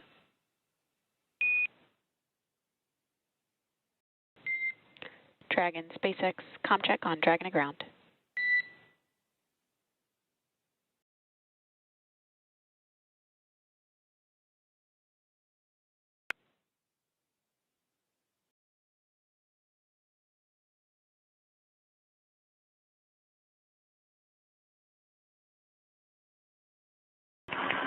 SpaceX Dragon from the cabin mic on Dragon to ground.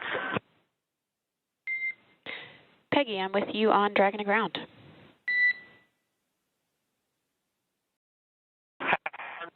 Here. Did you call for me, or did I misunderstand? I was returning your call.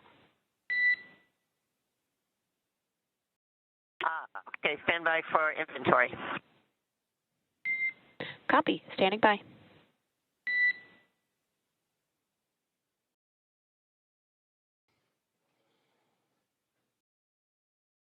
comm checks and communications there between the teams in Hawthorne, California and SpaceX and the SpaceX Dragon Grace spacecraft. as we heard earlier that they were troubleshooting some communications and looking to bring back on the big loop that connects the teams on the ground in SpaceX and NASA, as well as the teams in the International Space Station and the Dragon spacecraft itself.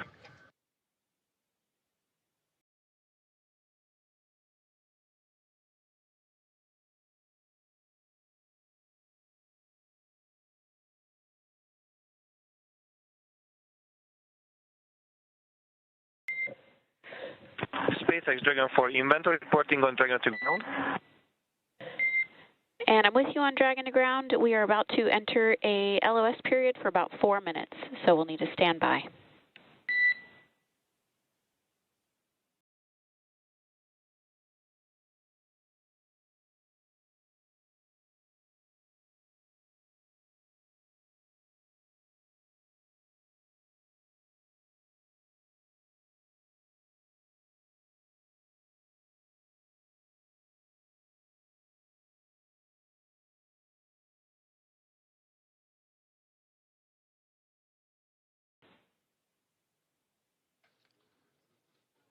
Communications between SpaceX and the crew aboard the SpaceX Dragon gray spacecraft saying they are upcoming on a period of LOS, or loss of signal, that's anticipated as the International Space Station and the spacecraft orbiting around the Earth and transfer of satellite signals. Right now they are making their way over the southern Indian Ocean and about to head into a period of orbital nighttime, as we will get back views as soon as we have them.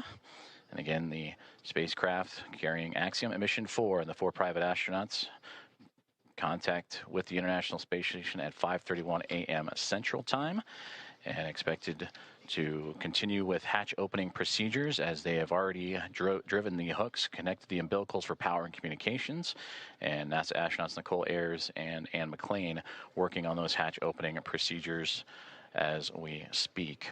And that will allow the crew to make its way from Dragon into the International Space Station, going from a crew of 7 aboard the orbiting laboratory to a crew of 11. And that'll be followed by welcome remarks at approximately 8:35 a.m. Central Time, 9:35 a.m. Eastern Time. Certainly an exciting moment for all of us here in Mission Control, but we want to check back in with our team over in Hawthorne as Axiom Mission 4 has arrived to the International Space Station. For as many times as we have had the privilege of supporting crews headed to and from the International Space Station, I'm certain that it is an incomparable experience. Something that unless you're on board, you can't possibly understand what it really feels like. Paul, and I'm confident that you and I cannot do it justice even attempting to tell everyone joining us today about it. So instead, we have invited Axiom Space's own commander, Michael Lopez Alegria, to share from his previous experiences. LA, MLA, or Commander, you've got a few designations, right? For those who may not know... How you doing, Paul? Good to see you, Ronnie. Hey, it's good to see you as well, sir. Thank you for joining us this morning. Yeah, good to be with you. So for those who may not know, I've got to share a few stats here just to make sure people understand who we have joining us today on the show.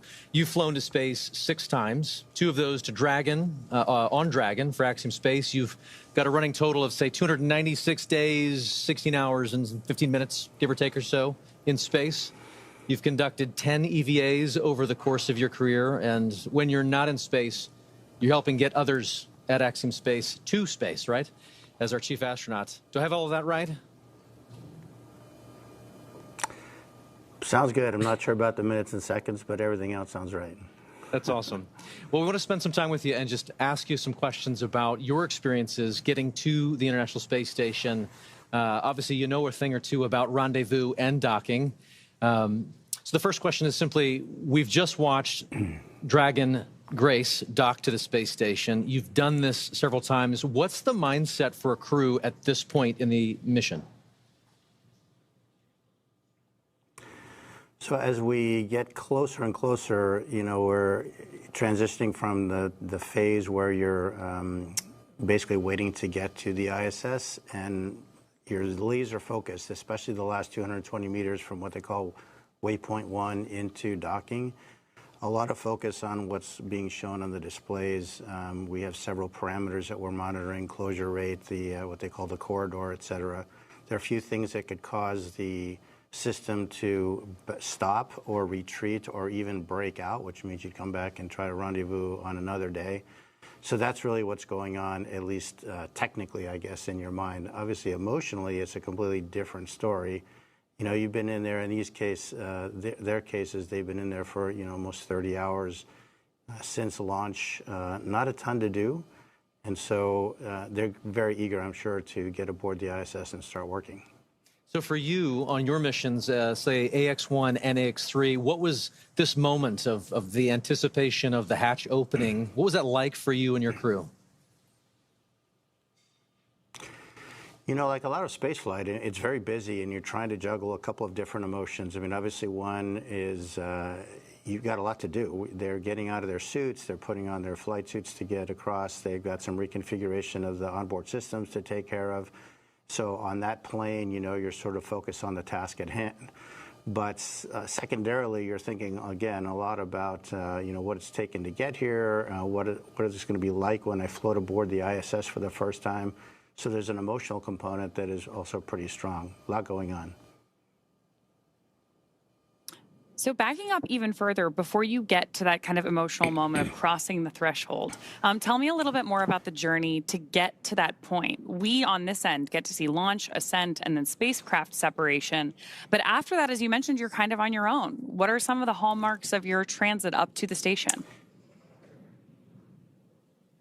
Yeah, as you know, Ronnie, from the time of post-orbital insertion, when the Dragon is configured for on-orbit operations, until you really start the approach initiation, you're basically playing catch-up. And I heard it very well explained by John yesterday on the broadcast during launch, that it's basically you're on the same lane as the ISS, but now you've got to catch up.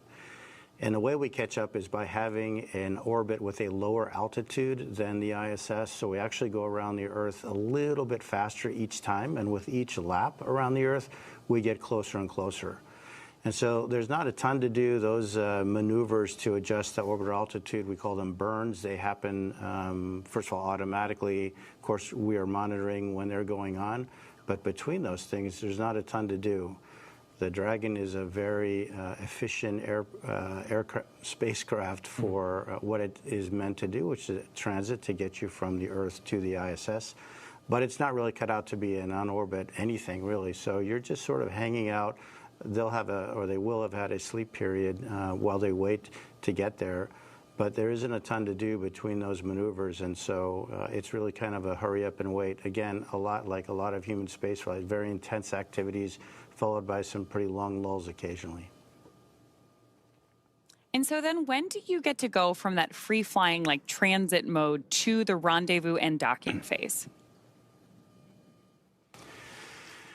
Yeah, so after that series of maneuvers to change the altitude, we start approach initiation. And I would say that the transition is really when the spacecraft starts pointing at the ISS. Until then, the attitude is really optimized for power and communications considerations. But when it gets beyond a certain point, it starts actually looking at the ISS, and then you start being able to pick it up in the displays through the forward-looking cameras that are on board.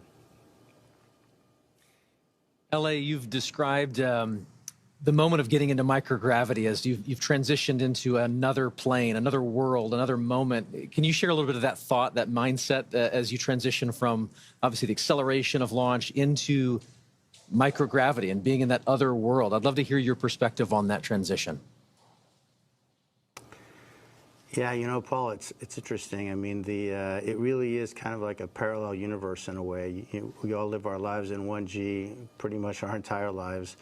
But when you make that transition, it really is a very different sensation. For the first time you feel it, you can't even believe it. I mean, it's a little bit like the zero-G airplane that we are trained in, but of course, instead of lasting 20 seconds or so, it lasts effectively forever. And so that sensation, I mean, it just brings a smile to your face when you let go of something and it just stays hovering in front of you. And it just never gets old. It's really quite remarkable. I love it. And obviously our crew in Dragon right now is in that other plane in that other world of microgravity being constant. So we're walking forward. We're progressing towards this moment where the hatch will open and they are going to enter the space station. You've mentioned this already a little bit, but I'd love to just kind of unpack that some more. What is it like to just kind of float through that hatch and realize you're no longer in Dragon, you're now in the station? Yeah, think about the experience that these guys have had. I mean, they've been training in mock-ups that look just like the ISS, but you're obviously walking around in there. You're not floating. So now they've experienced microgravity, but in the fairly confined spaces of the spacecraft. Once the hatch is open, it's a special moment, and as a commander, you really never get to see it because generally they go in first. But you can just feel their wonder as they float across the hatch, and they are actually in that environment that on the one hand looks so familiar, but in a different way feels very different because now you're floating and not walking through it. It's a similar experience, and I remember on AX-1 when the three first-time flyers saw the Earth from the first time from the Dragon spacecraft after we got into orbit. And again, I didn't see their faces because they were glued to the windows, but I could just feel, hear, and sense how excited they are, and it's a magical feeling. And I'm looking forward to to trying to perceive what that must be like for these three as they float aboard the ISS. One of the things we're really looking forward to with this crew is the welcome ceremony that's going to be today at 8:35 a.m. Central. Tell us a little bit about the history or the tradition associated with welcoming a new crew on board.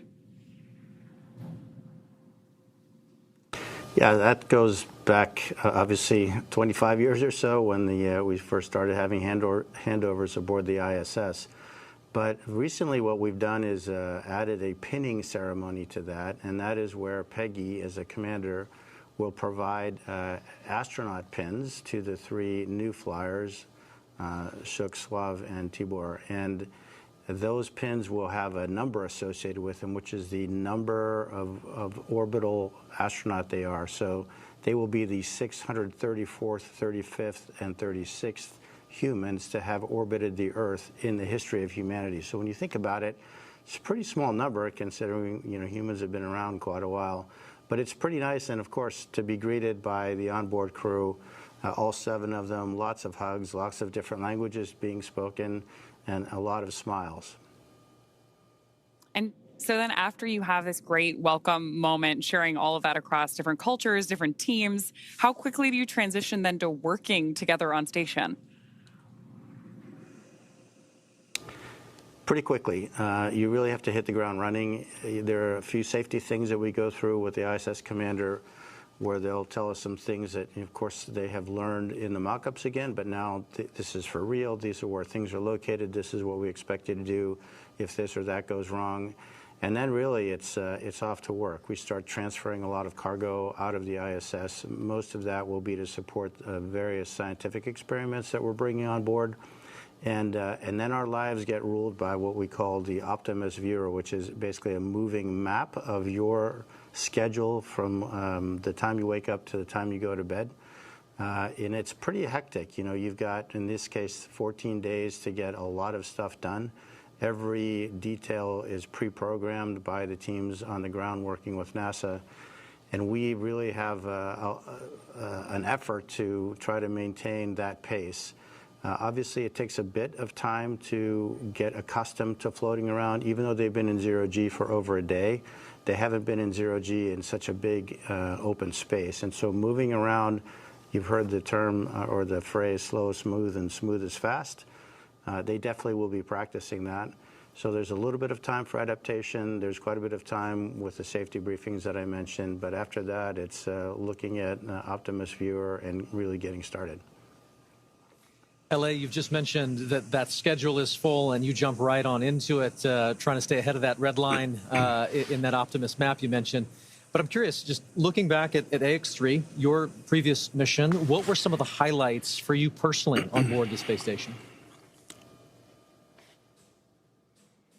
We've learned a lot since AX-1 and the progression through AX-3, and I think one of the things we learned is that we really need to focus the commander's time on being available to the other crew members. So I would say one of the most gratifying things is giving them the time and space to sort of inhale, exhale, think about what they're doing, and take their time, because really the planners have done a great job fitting all of these activities into these 14 days, and there is enough time to do it. It doesn't do anybody good to get flustered and upset. You just go one step at a time, and then letting them have a little bit of time to look out that window, because that is a view that is spectacular and unforgettable. I think my advice to the crew would be, you have a huge responsibility. Your families, your colleagues, your space agencies, your nations are really counting on you. But at the same time, try to enjoy it. Try to really soak this in. This is generally a once-in-a-lifetime opportunity. And again, it's that balance between, sort of the focused, hard nails, technical work, and trying to really absorb the emotional experience, which is obviously very unique. Unique indeed. You just mentioned there that there's lessons to be learned that you share out with each of the crew members. And I know that you got a chance to do that with this crew ahead of their launch, I believe, in quarantine. So I'm curious if you could share some of those lessons learned with us. If you were preparing to take us up next, what would you share with us? Well, the good news is that, Peggy has done this a time or two herself, and her crew will probably be as ready as anyone that you can imagine. So my time with this crew was pretty short and pretty informal because of A, her experience, and B, the training that, as I mentioned, has evolved since AX1 to the point that I think we have it pretty well suitcased in terms of what to train, what not to train, and how much of each. Again, my advice to them is try to absorb it, try to be as cognizant of what's going on, because it is that parallel universe, again, that's hard to get to. And the more of that you can sort of soak away in the recesses of your mind, the better, because I'm quite convinced that this crew in particular is extraordinarily well trained, and they'll have no issue getting through their timeline and all their activities that they have to do. I just want them to think about the stuff that they can do and take advantage of the amazing experience that they're having. Commander, thank you so much. We truly could spend the next hour talking space with you. Thank you for sharing your time and your perspectives with us this morning. You bet. It's been a pleasure. All the best. Thank you. You too. With that, we're very excited to hand the ball back over to NASA Johnson Space Center, where we're going to get a further update on the progress on board station and our AX4 crew. Joseph? Thank you very much, Ronnie and Paul. We appreciate it, and great interview there with Michael Lopez Alegria.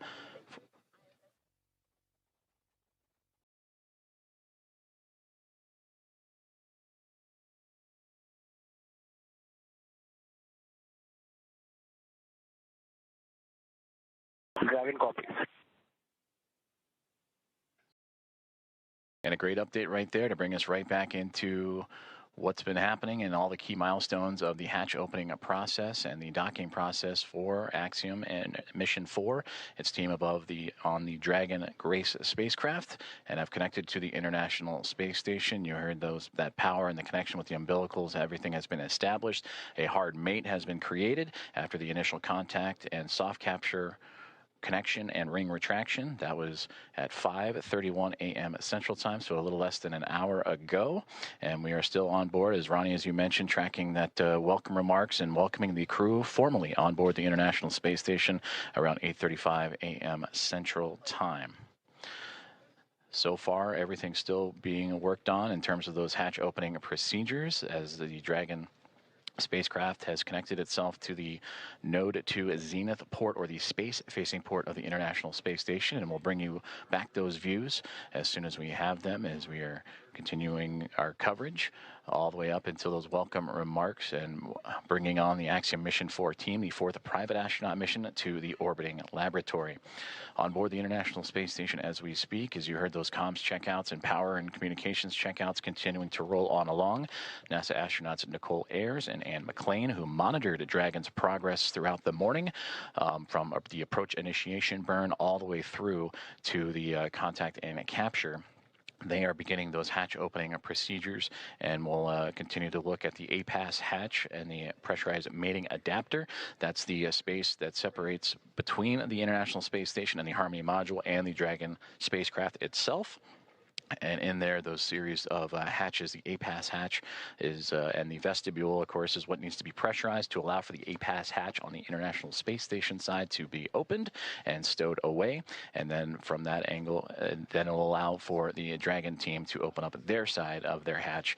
And once the pressure is equal between Dragon, the vestibule, and the International Space Station, that'll allow for the crew to come on board the orbiting laboratory and bring the crew, the Expedition 73 crew, which right now is a crew of 7, and welcome in their guests, Axiom Mission 4, and bring up the total to 11. There you can see on your screen the International Space Station and the Dragon spacecraft together orbiting over the southeasternmost portion of Australia, and they are in an orbital nighttime period right now, and that'll stretch on for another few more moments, and we hope to have those great views of the space station and the Dragon spacecraft once the sunrise and orbital daytime has returned. And again, tracking an 8:35 a.m. Central Time welcome remark, and shortly before then, you'll see the crew, and we'll have all that coverage and views of the Axiom Mission 4 team making its way into the orbiting laboratory. And again, a great interview there with Michael Lopez Alegria, commander, former NASA astronaut and commander of Axiom 1 and Axiom 3, and the ISS, the International Space Station, ready to welcome in Peggy Whitson, a former NASA astronaut, on her 5th flight, second with Axiom as commander of Axiom 2 and now of Axiom Mission 4, and bringing in pilot Shubhanshu Shukla of ISRO, Sławomir Uznański-Wiśniewski of ESA, and Tibor Kapu of Hunor, each representing India, Poland, and Hungary respectively. It'll be the first time that those 3 nations have been on board the International Space Station. And that'll bring 14 different private astronaut crew members representing 11 different nations to the orbiting lab, showcasing the strength of private astronaut missions and how it expands access to the International Space Station and low Earth orbit for more nations, people, and opportunities. So we continue to follow along with the hatch opening procedures that Nicole Ayers and Anne McLean of NASA each working diligently through, and we'll continue to provide updates as they arrive. During that interview, we did hear that there was some troubleshooting that they were working on the big loop that has since been resolved. So we should hear communications on that big loop that connects both the Dragon spacecraft, the International Space Station, and the teams on the ground here inside of Mission Control Houston and the International Space Station Flight Control Room at NASA's Johnson Space Center, and well, the teams in Hawthorne, California, and the Mission Control Room at SpaceX.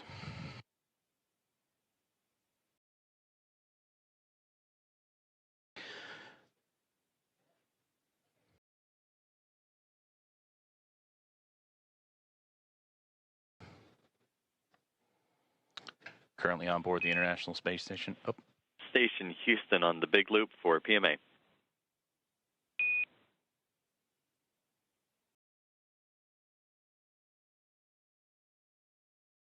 Houston Station, go ahead on the big loop.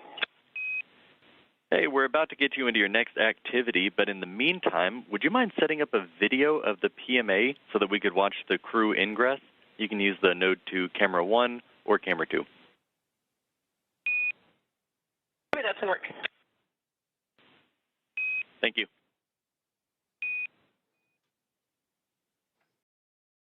Communications from the ground here in Mission Control Houston up to the International Space Station, that PMA, pressurized mating adapter, and that is where NASA astronaut Nicole Ayers is currently operating in the hatch opening procedures, and they're asking to set up a camera so we can get live views in and witness the Axiom Mission 4 crew as they ingress or enter the International Space Station. So we'll keep an eye out for those views coming from that pressurized mating adapter just inside the Zenith, Node 2 Zenith port of the International Space Station, that space-facing port.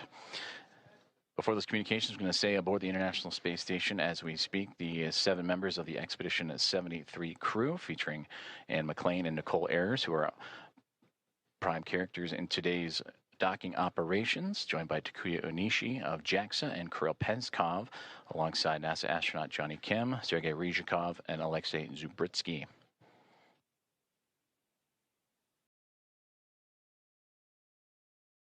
You heard during the interview with Michael Lopez Alegria some of those key milestones and celebratory moments that he celebrated in his time as the commander of Axiom Mission 1 and Axiom Mission 3 earlier, bringing those first-time flyers in Shubhanshu Shukla, Sławomir Uznański-Wiśniewski, and Tibor Kapu into microgravity for the very first time.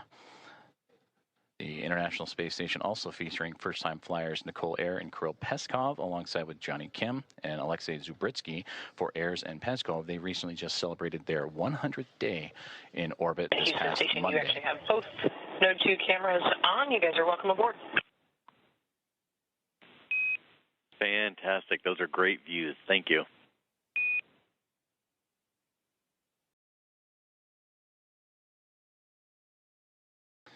And there you see the live view that the team on board the International Space Station has just set up for us to see as we are inside the pressurized mating adapter, looking into what will be the APAS hatch that will eventually be pressurized, and the vestibule pressurized, pardon me, to welcome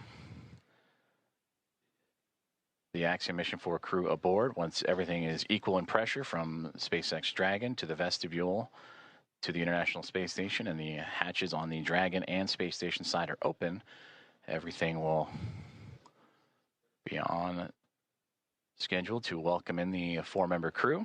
And the, again, welcome remarks tracking for approximately 8:35 a.m. Central Time, 9:35 a.m. Eastern. And you heard Michael Lopez Alegria talking about the pinning ceremony that will take place during those welcome remarks. I'm looking forward to seeing those as the team aboard the International Space Station continuing to work through their hatch opening procedures.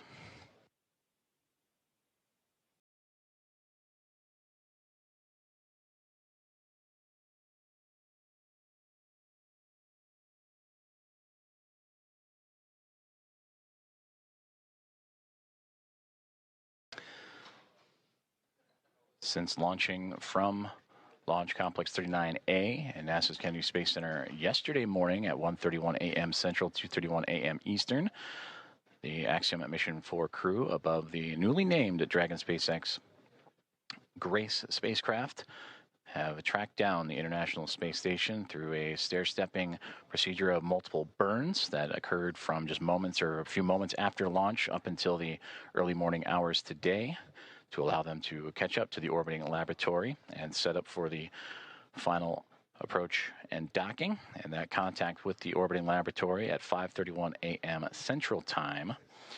And from that point on, it takes about 2 hours or so to allow for the hatch opening and hard mating procedures to be complete, umbilicals to be run, power and communications to be connected. And once everything is set, that's where you'll begin to see the hatch opening procedures and lead up to those welcoming remarks.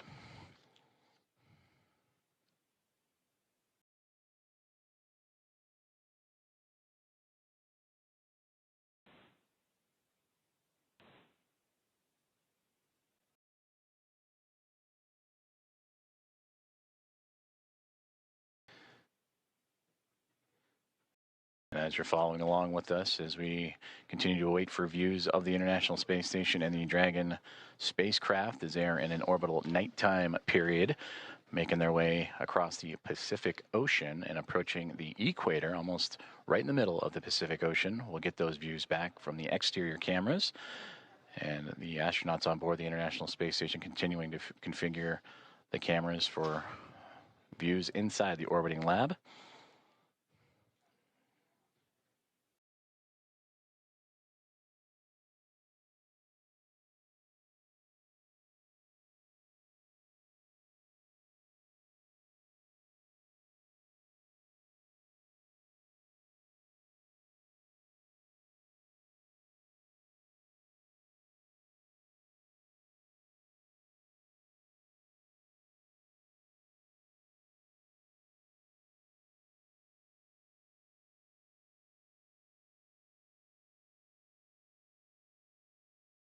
If you are just joining us, you are watching live coverage of the docking of Axiom Mission 4 to the International Space Station, the 4th private astronaut mission to the orbiting lab and the first since January of 2024. Docking has occurred And that was exactly an hour ago, 5:31 a.m. Central, 6:31 a.m. Eastern. And now with Axiom Mission 4 attached to the International Space Station, docking and leak checks and hatch procedures and opening procedures continuing to move along. The crew aboard the SpaceX Dragon Grace spacecraft going through their procedures, as well as the 7 members of the Expedition 73 crew who are in the middle of their workday, and namely NASA astronaut Nicole Ayers and Anne McClain, who oversaw today's approach monitoring from the cupola of the International Space Station, that window to the world that you see so many wonderful views from. And Nicole Ayers currently working in the space-facing hatch of the Harmony module, where on the other side of the APAS hatch and vestibule is the Dragon SpaceX spacecraft. Ayers will use a small valve on that station's hatch to slowly introduce air into the vestibule. That's the space between the Dragon spacecraft and the International Space Station. That area has been exposed to vacuum of space, so that needs to be brought up to 1 atmosphere, or about 14 psi, what we know here on Earth as the pressure at sea level. And the flight controllers here in Houston will continue to monitor that pressure and temperature readings inside and verify that everything is leak-free before we go ahead and open up the hatches.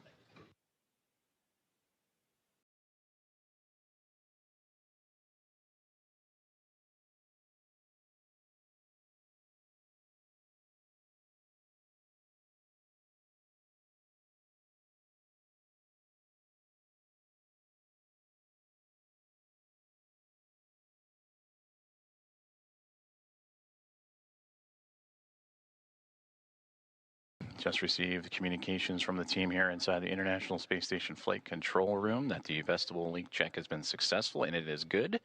So they will continue to move forward with the hatch opening procedures. And again, you heard in the interview with Michael Lopez Alegria, slow is smooth, smooth is fast, as these teams making sure everything is sealed up and safe as they continue through hatch opening procedures.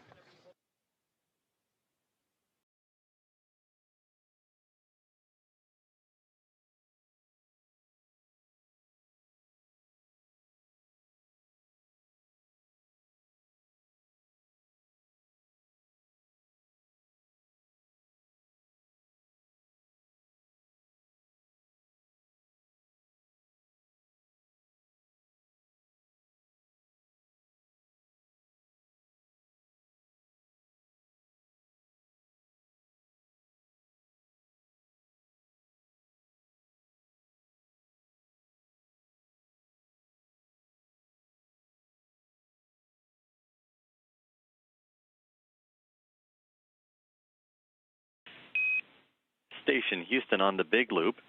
We are doing some more troubleshooting for the C2V2 audio issue, so Big Loop is going to be down for another 5 minutes. In the meantime, you are go to pick up in step 3.1 of 2.102, and NASA TV should be available on VME TV now.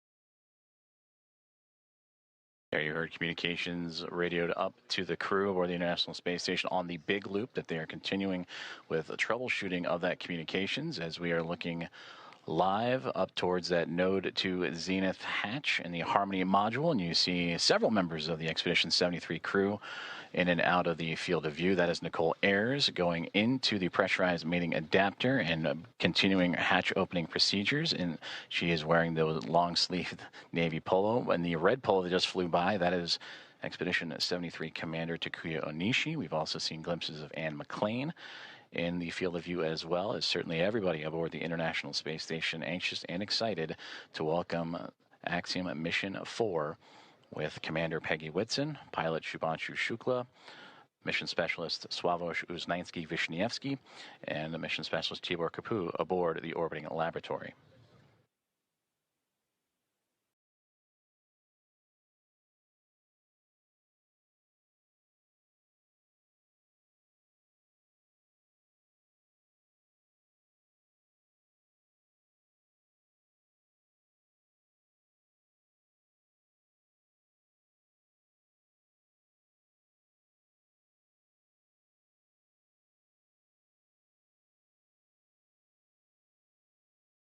This is Mission Control Houston. If you are just joining us, you are following along with live coverage of the docking and soon-to-be hatch opening and welcome remarks of Axiom Mission 4 to the International Space Station. The mission began with the launch off of Launch Complex 39A and NASA's Kennedy Space Center yesterday morning at 1:31 a.m. Central, 2:31 a.m. Eastern.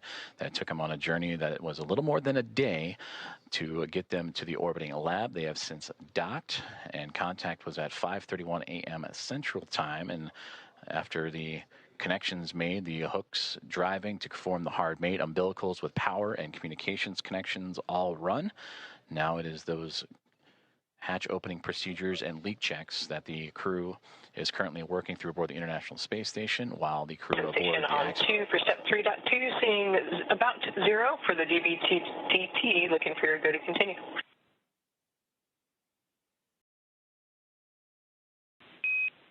We see the same. You're go to proceed.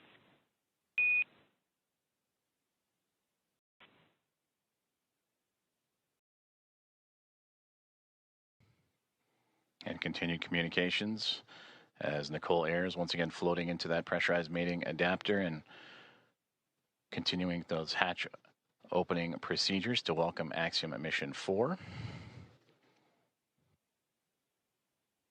The target welcoming remark ceremony time, 8:35 a.m. Central. So a little more than 2 hours from now as leak checks and pressurization checks continue on before the APAS hatch and the vestibule and all procedures can be completed.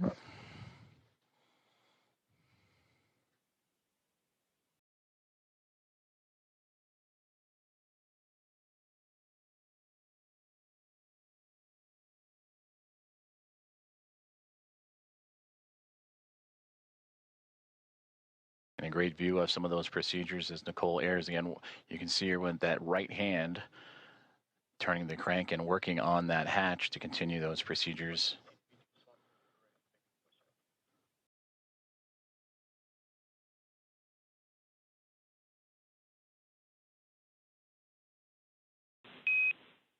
Dragon, station, this is Houston on the big loop for comm checks.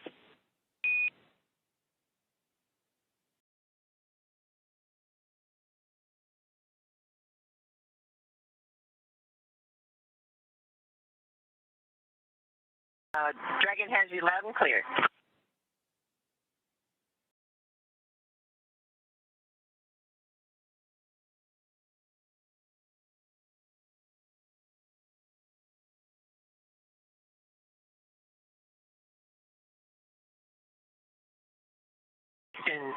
Dragon on the big loop. We have you loud and clear. And Dragon, we read you the same.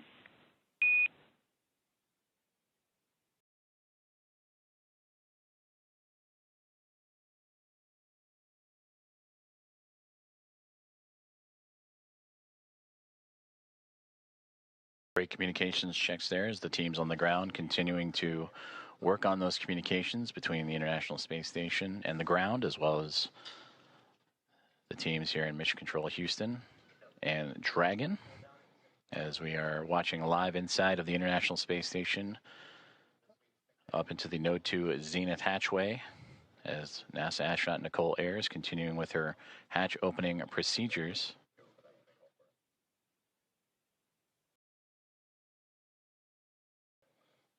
Docking of Axiom Mission 4 to the orbiting laboratory occurred about an hour and 10 minutes ago at 5:31 a.m. Central, and since then the crews for both station and inside Dragon have been going through those procedures and making sure everything is as it needs to be, including the proper leak checks and stowage from both perspectives, before continuing on with hatch opening procedures and welcoming remarks. We'll continue to provide updates, and you'll hear calls on the big loop of all four parties: NASA's Mission Control in the International Space Station Flight Control Room, SpaceX in Hawthorne, California, and the teams and the Expedition 73 crew aboard the International Space Station, and Axiom Mission 4 aboard the Dragon and Grace Dragon Houston spacecraft. On the big loop. Stand by for hardline audio config.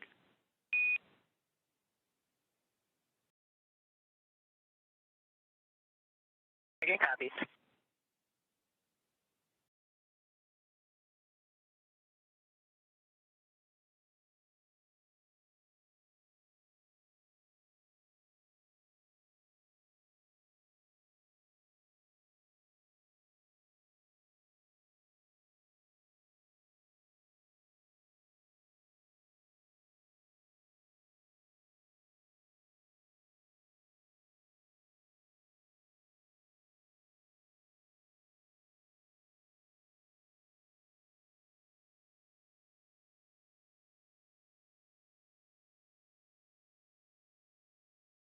Also a part of these procedures, and once hatch opening continues to move along, the crews will install IMV ducting to help mix the air of the space station environment with the air inside of Dragon and seal up some of those lithium hydroxide cartridges that scrub the carbon dioxide inside of the Dragon spacecraft. And that was on their ride to the International Space Station. They'll also check some vent valves as we go, and maybe need a little bit more time on board, but these last final checks are crucial to make sure everything is good to go, since it will remain docked to the International Space Station for nearly 2 weeks.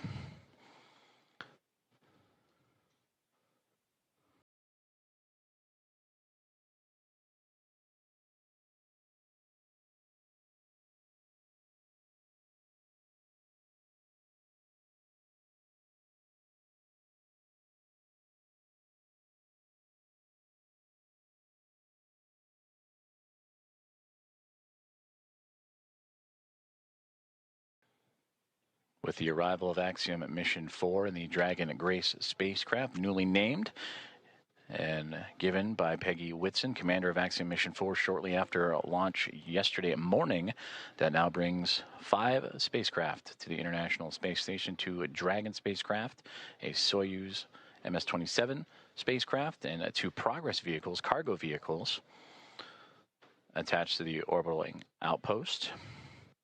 For Dragon, it is Endurance and Grace, connected to the forward and now zenith ports of the Harmony module, with 2 Progress vehicles and that Soyuz MS-27 also connected. And once the Axiom Mission 4 crew makes its way aboard station, that'll bring, since 1998, 288 visitors to the orbital outpost.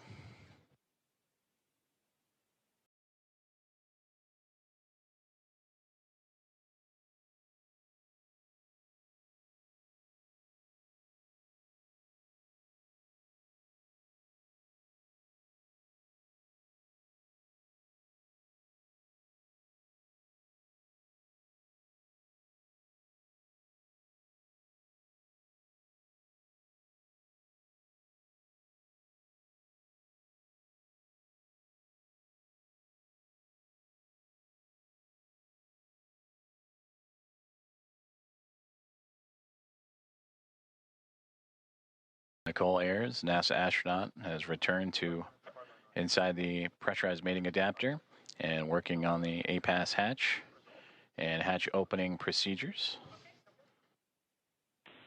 as we continue to get great Dragon views from Houston inside on the the big loop. International Space Com Station. check. Hardline audio configuration complete, and we have resolved the audio issues on C2P2.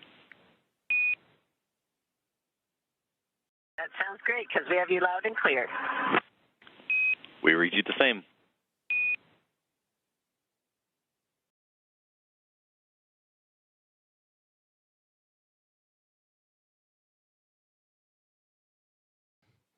And that was a good communications checkout from the teams on the ground up to Dragon Grace on the C2V2 line, common communications for visiting vehicles, and that communications line connecting all parties.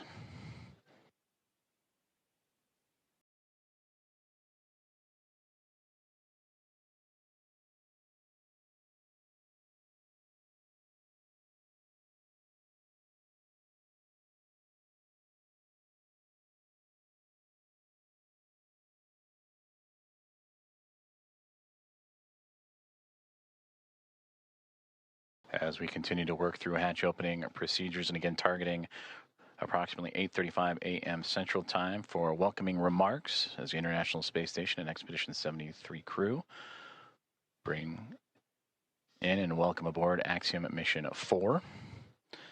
Both the orbiting laboratory and the newly docked SpaceX Dragon spacecraft over the northern Pacific Ocean, about to cross into the west coast of North America, right along the U.S.-Canadian border.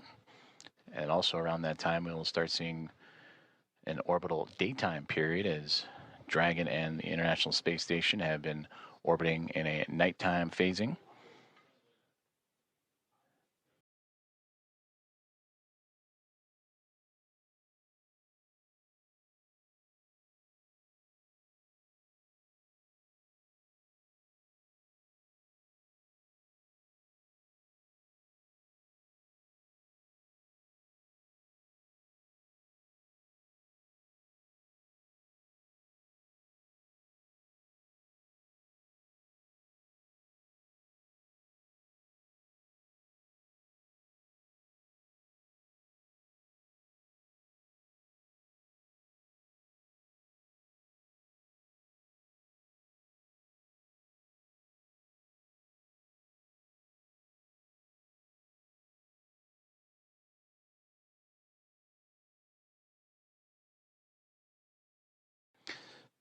Currently experiencing a satellite handover period, and we'll continue to bring you the live views from the International Space Station, both inside or exterior. Once communications is established, which should be here in the next few moments. Until then, you can see on this map where exactly we're talking about, where the station and Dragon orbiting over the Pacific Ocean and about to cross over North America and over the northernmost territories of Canada.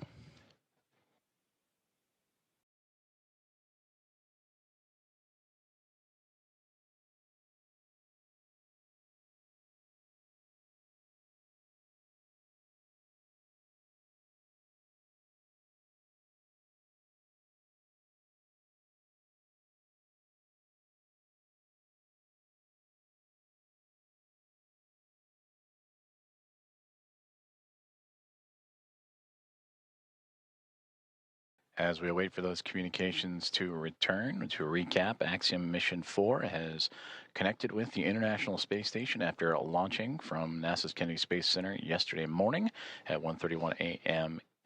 Central Time to connect with the space station at 5:31 a.m. Central this morning.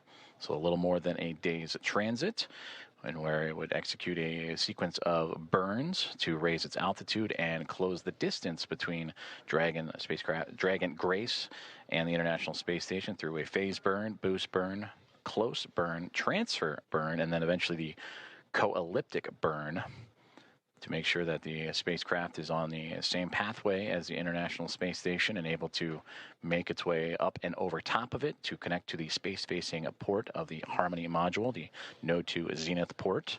As we now get views back inside of the International Space Station, that is a view from the other side. We mentioned the space-facing port that is looking up into where the hatchways will be to allow for the Axiom Mission 4 crew to pass through and be brought aboard the International Space Station for Peggy Whitson, commander of Axiom Mission 4, her second flight as an Axiom commander after previously serving as commander of Axiom Mission 2.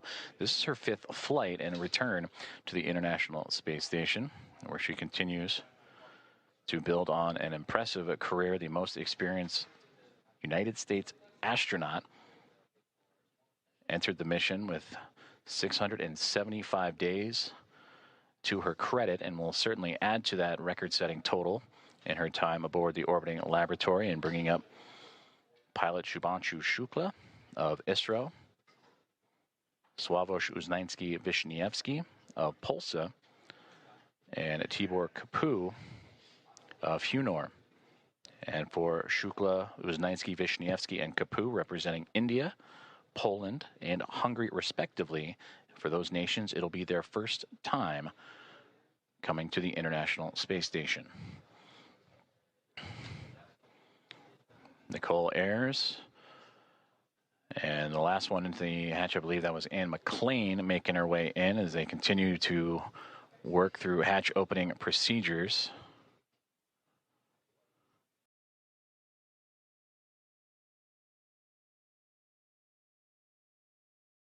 In the middle there, that is Expedition 73 Commander Takuya Onishi of JAXA. And then you just momentarily saw NASA astronaut Johnny Kim float in and out of view as the crew working together to continue these procedures, moving around some equipment, and to allow for the access to the APAS hatch. After successful vestibule pressurization and checks. And that's the operations that Nicole Ayers is working on right now with Takuya Onishi.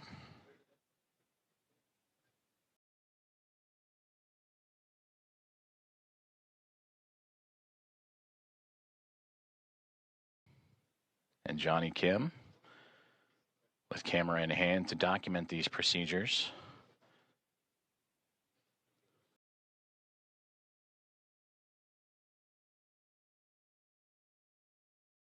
And again, just on the other side of this hatchway is where the Axiom Mission 4 crew going through procedures of their own, inventory and doffing their suits that they wore on the uphill ride to their initial orbit.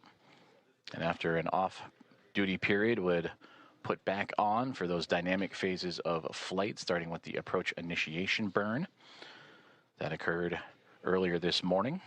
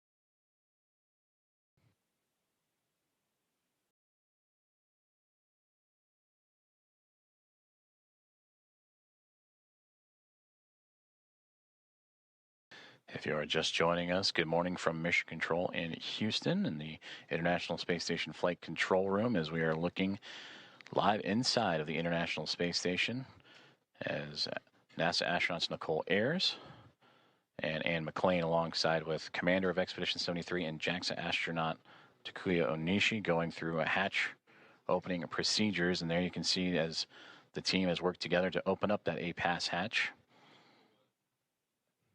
and continue on with those procedures to welcome aboard eventually the Axiom Mission 4 crew with the welcome remarks.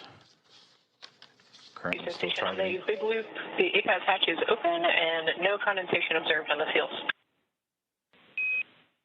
Houston copies. Looks great. Thank you.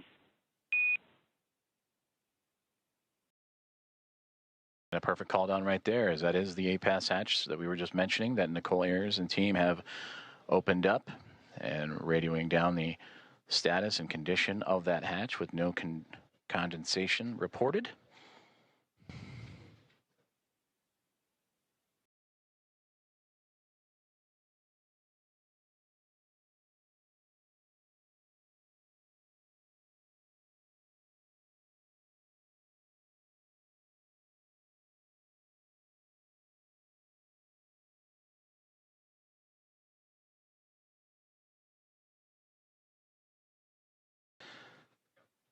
And as Nicole Ayers continues to work on that hatch, you'll also see that hatch be covered up to give an extra level of safety to allow for the Axiom Mission 4 team to pass smoothly without having to worry about any additional hazards as they pass through the vestibule and pressurized mating adapter and eventually into the Harmony module of the International Space Station.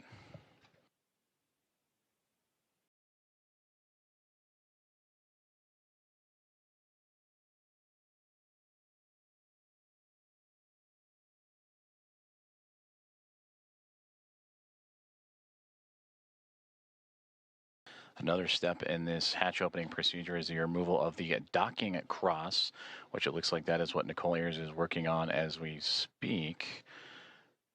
And you sometimes catch glimpses of it on the docking procedures that was exposed to the vacuum of space to help provide targeting for visiting vehicles. But that'll be another step in this hatch opening process, again, to help clear the way for that pass-through between the Dragon SpaceX Grace spacecraft and the International Space Station.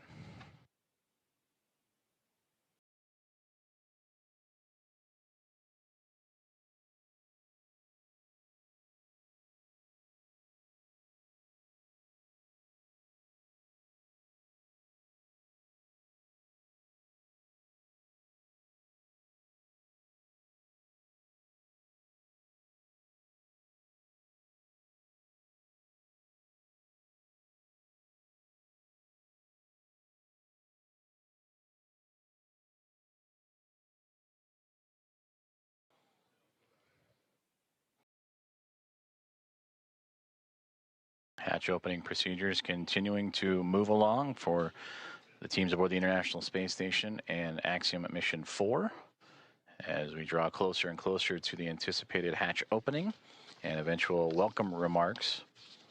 And we thank you for tuning in and joining us this morning as we are live from the International Space Station Flight Control Room in Houston, Texas, monitoring Nicole Ayers as she continues to work through those step-by-step procedures.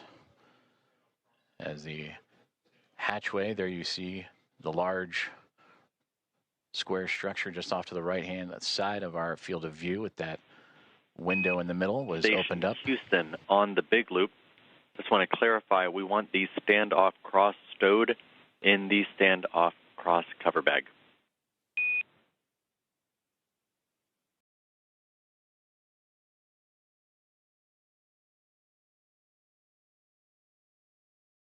Station copies.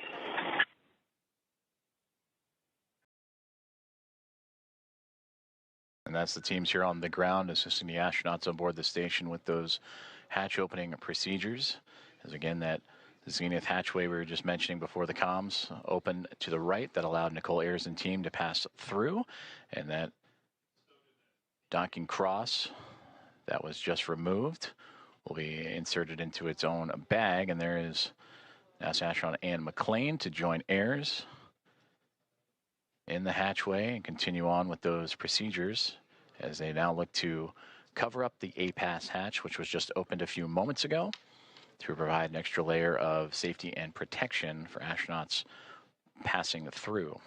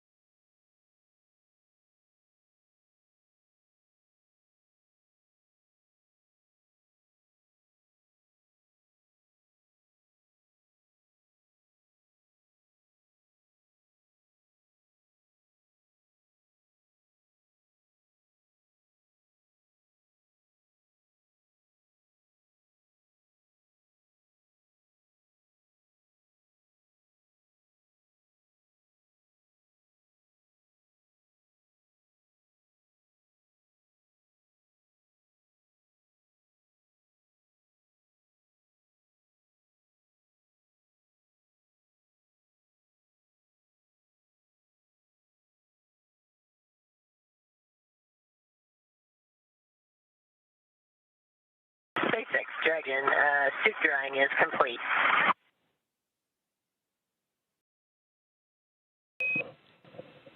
And Dragon, we copy on the big loop, suit drying complete.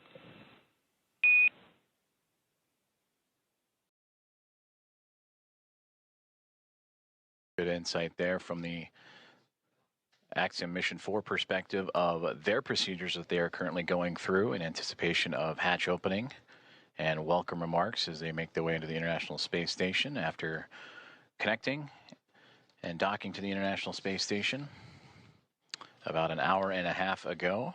5:31 a.m. Central, 6:31 a.m. Eastern. They went through their procedures, inventory, and stowage, and the doffing of their suits that they wore from launch yesterday morning from Cape Canaveral, Florida, at NASA's Kennedy Space Center, and then during the dynamic portions of operations, and are now settling into their flight suits that they will bring in and wear as they cruise into the International Space Station. And that's the view we see from the orbiting laboratory. Is NASA astronaut Anne McClain and Nicole Ayers working through their procedures for hatch opening. The APAS hatch is open after successful vestibule pressurization and checks. They are now covering up that APAS hatch. SpaceX Dragon in step 5 of 2.102. We're waiting your go for hatch open. Dragon, SpaceX copies on the big loop. You are standing by for hatch opening. We are waiting for hardline connections to be complete. I'll call back with a go. Okay, thanks. Sorry to rush you.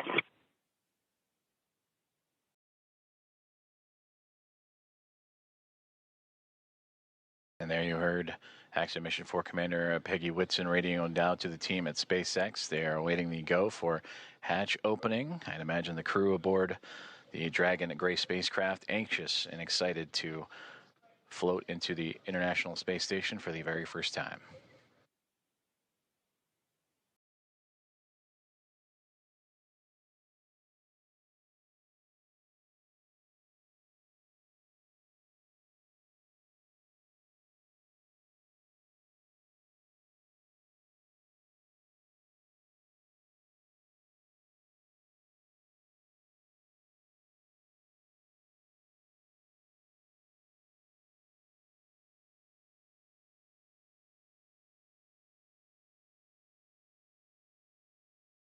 And you just saw that orange ductwork or hose-like piece of equipment that Anne McClain and Nicole Ayers were just operating with. That's a part of helping mix the air between the International Space Station and the Dragon spacecraft.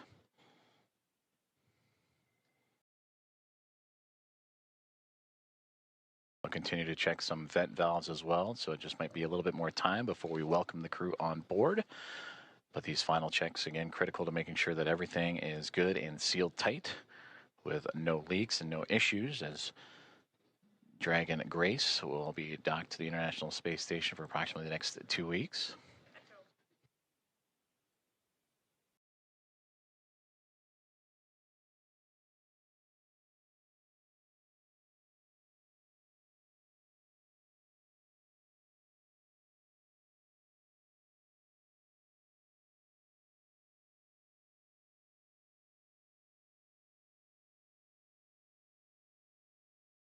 Houston, SpaceX station is ready for Dragon hatch equalization.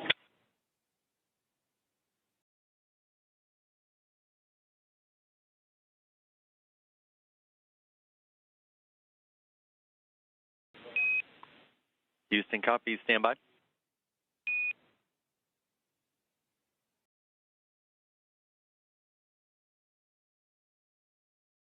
Another step in those hatch opening procedures is Nicole Ayers just radioed down for the SpaceX Dragon hatch pressurization and equalization. As you see the pop of flash bulbs aboard the International Space Station being documented, and plenty of smiles from the Expedition 73 crew as we draw closer and closer to hatch opening and welcoming Axiom Mission 4 aboard the orbital outpost.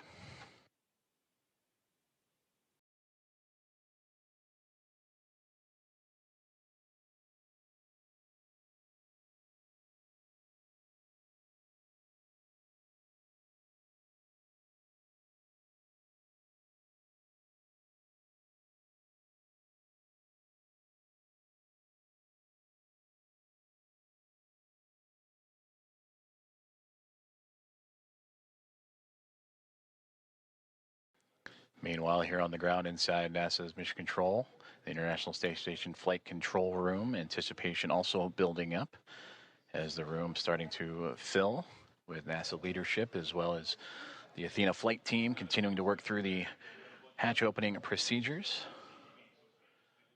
Flight Director Allison Bollinger closely monitoring every step of the way as Nicole Ayers continuing to work through each checkpoint on her list. That's what you saw on the little tablet that she was referring to, making sure every step is covered as she is now floated back into the pressurized mating adapter across the APAS hatch.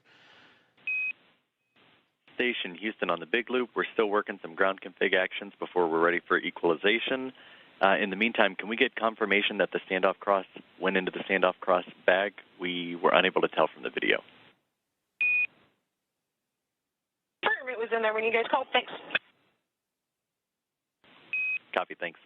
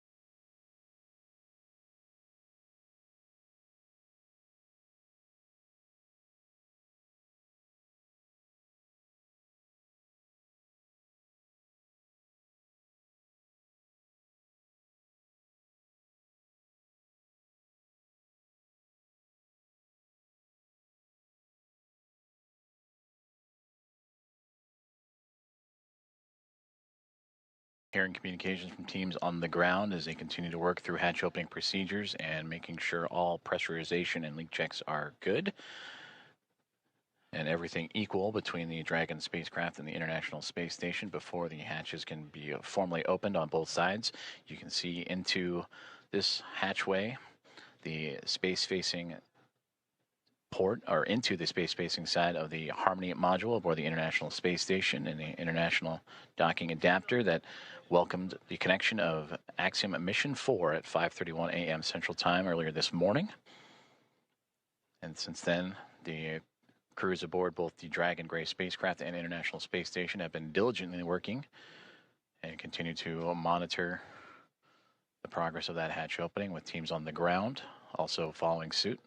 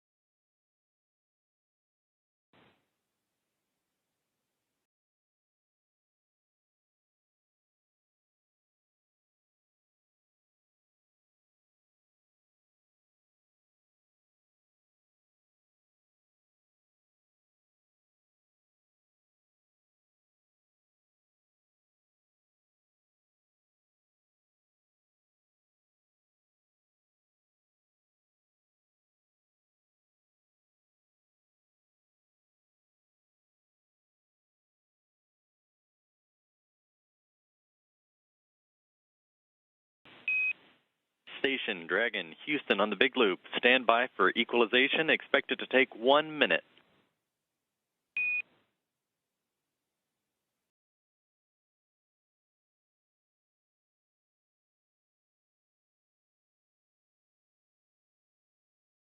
Station copies 1 minute. Dragon copies 1 minute.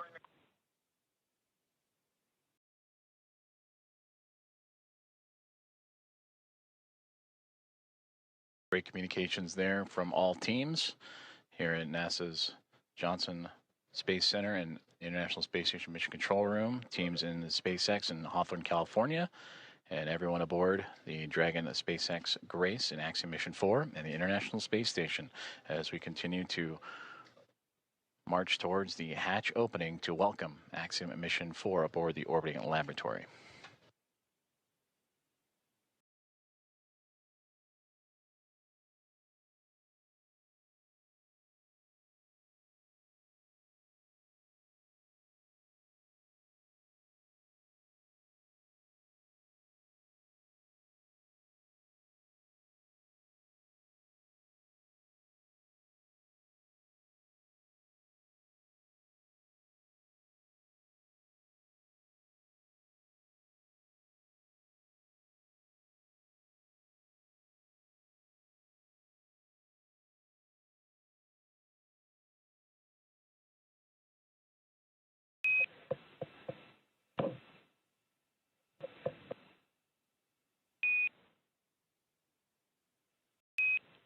Dragon SpaceX on the big loop, you are go for hatch opening per the decal, followed by the remaining actions in procedure 4.400, section 6. Dragon copies. Go for hatch open and remainder of steps in 4.400.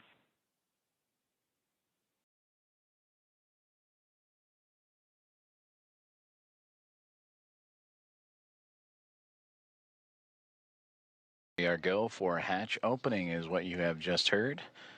And if you are just now joining us, you are tuned into live coverage of the arrival of Axiom Mission 4, the International Space Station.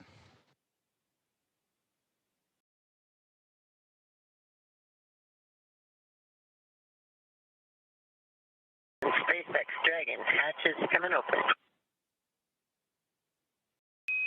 SpaceX copies.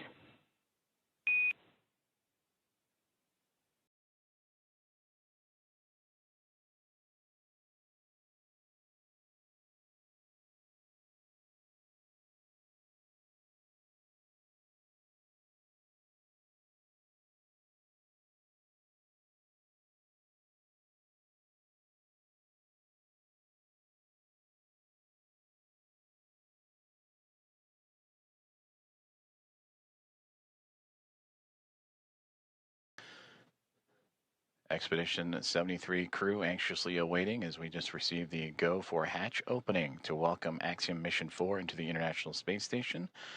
There you see Ann McLean in the foreground working on the tablet, alongside with Johnny Kim on the far right-hand side, NASA astronaut, and then Roscosmos cosmonaut Kirill Peskov next to him, with Alexei Zubritsky and Sergei Ryzhikov, also of Roscosmos in that mix.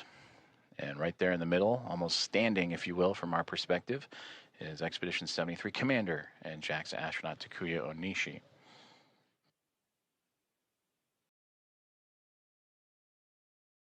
From this view, they are looking SpaceX up. Dragon, hatch is open at 12:14, and we're requesting the go for the LIO change.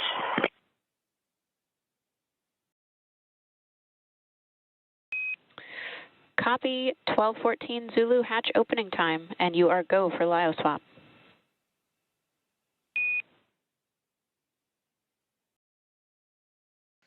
And there you heard that the hatch is open and confirmed at 7:14 a.m. Central Time, as the hatches are open between SpaceX Dragon Grace spacecraft and the International Space Station. Again, 7:14 a.m. Central, 8:14 a.m. Eastern.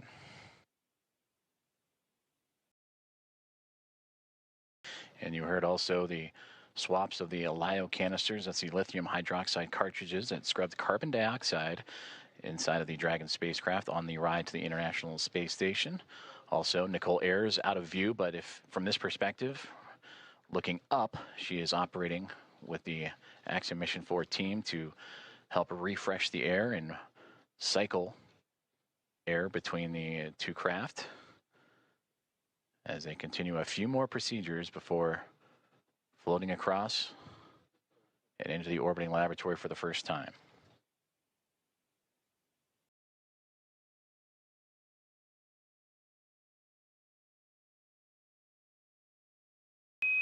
Dragon SpaceX on the big loop for LIO cartridge.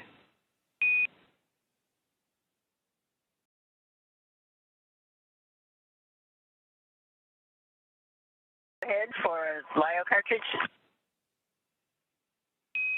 Just looking for clarification on your next action there. We're tracking LIO cartridge sealing per 2.102 step 6.5. Oh, okay. And in my procedure, I had put instructions on the decal for section.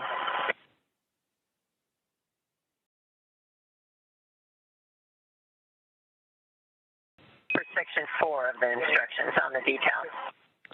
And copy that, Peggy. We'll defer to the instructions in 2.102. Okay, that's where we are.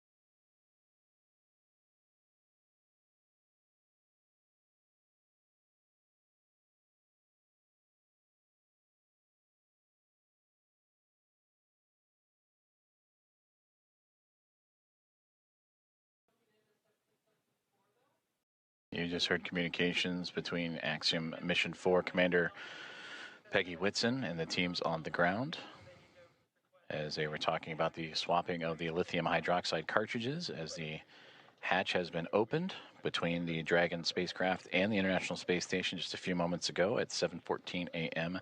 Central Time. And this is a view inside the International Space Station, looking forward, if you will, as the astronauts and cosmonauts aboard are looking up. That is towards the space-facing port of the Harmony module. That's where they are in now. If you were to keep going forward, if you will, that is the forward port, which currently is occupied by Dragon Endurance from Crew 10. And a great microgravity demonstration of the camera that Alexei Zubritsky is using to help document and be a part of the welcoming committee for Axiom Mission 4 here in the next few moments.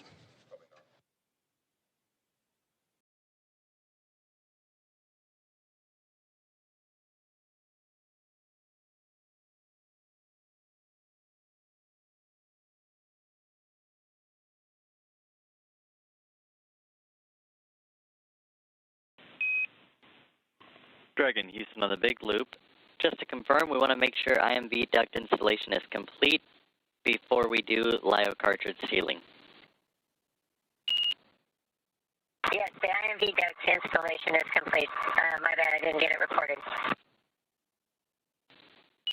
Houston copies.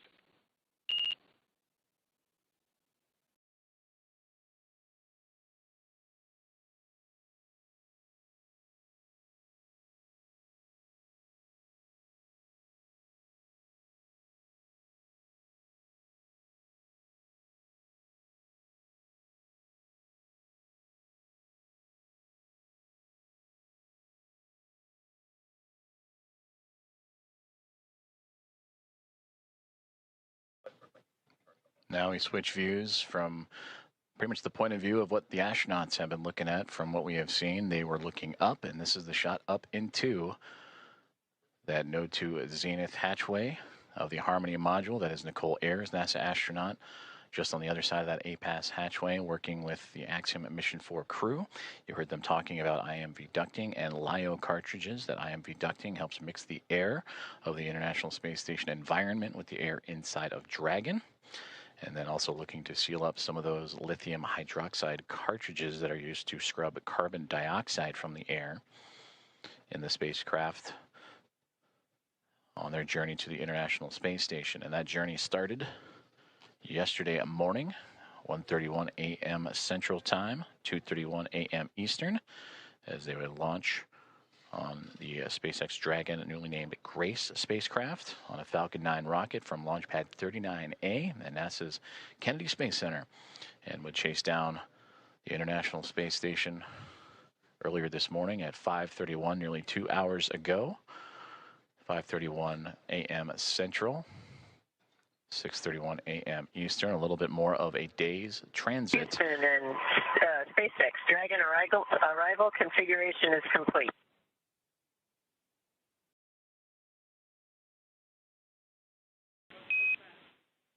Houston copies.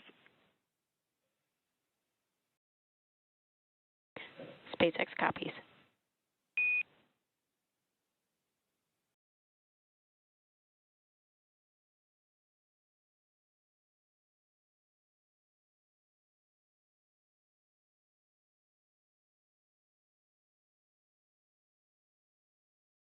Continuing to target a welcome ceremony or welcome remarks in the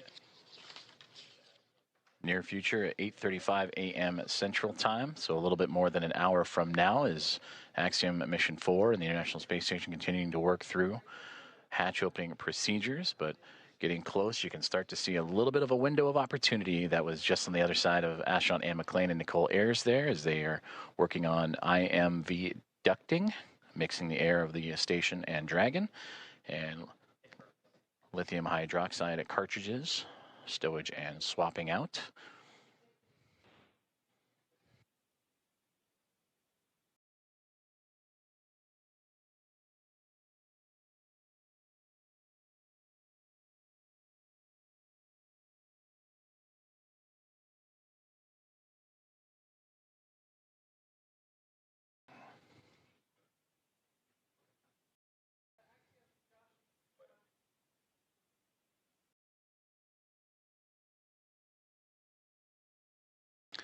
So Anne McLean and Nicole Ayers are starting to clear out the hatchway, and we are going to see the first views of Axiom Mission 4. Commander Peggy Whitson, the first one across the A-Pass hatch, receiving great big hugs from Nicole Ayers and the Expedition 73 crew. Axiom Mission 4, welcome aboard the International Space Station. Pilot Shubhanshu Shukla is the next one to come across, representing ISRO. It is his first space flight for Peggy Whitson, her return to the International Space Station on her 5th flight, second as a member of Axiom Space.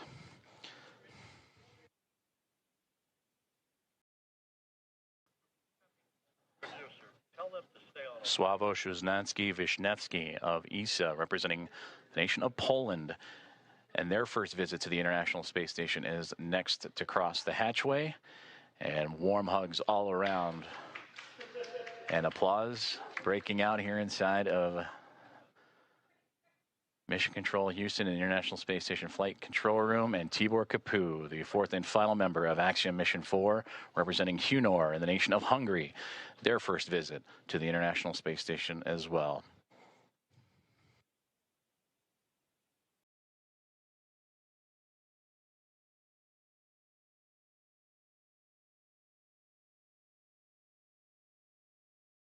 Great big hugs and handshakes across all members of Expedition 73 and Axiom Mission 4 is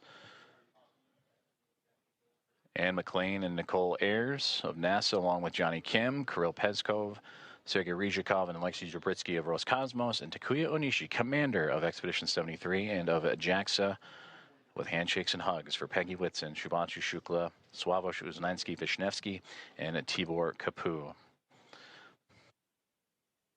And with their arrival to the International Space Station, that now makes 288 visitors to the orbiting laboratory.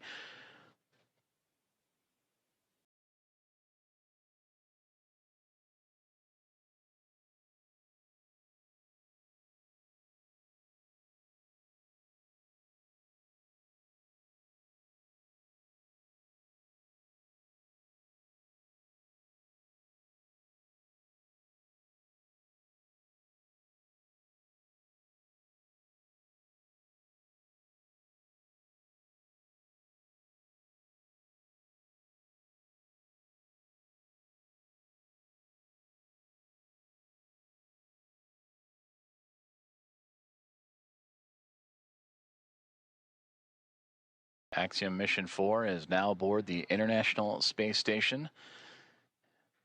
Commander Peggy Whitson, in her return to the orbiting laboratory, her 5th flight. 3 is a member of NASA, and her 2nd as commander of Axiom Space private astronaut mission, commander of Axiom 2 and here of Axiom 4. Regaling the crew with smiles and stories. To her left, or our left from her viewpoint, to her right, Sławomir Wisniewski of ESA, Shubhanshu Shukla to her left of ISRO, and Tibor Kapu on that far right-hand side of our viewpoint.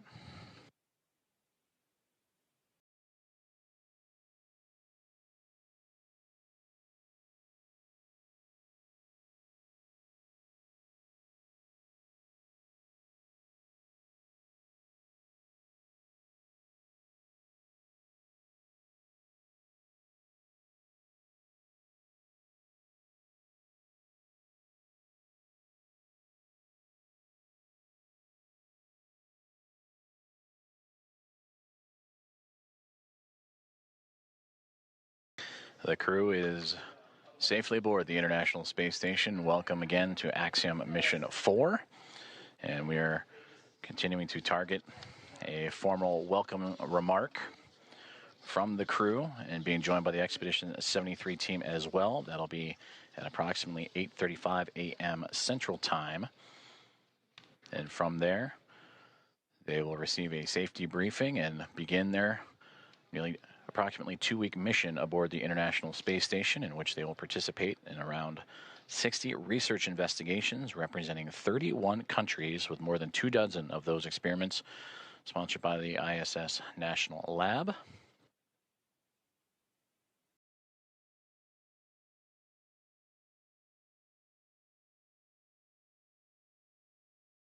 And there they all are, waving back at our coverage here inside of the International Space Station Flight Control Room. Station Houston on 2. Thanks for the wave. Great to see everybody.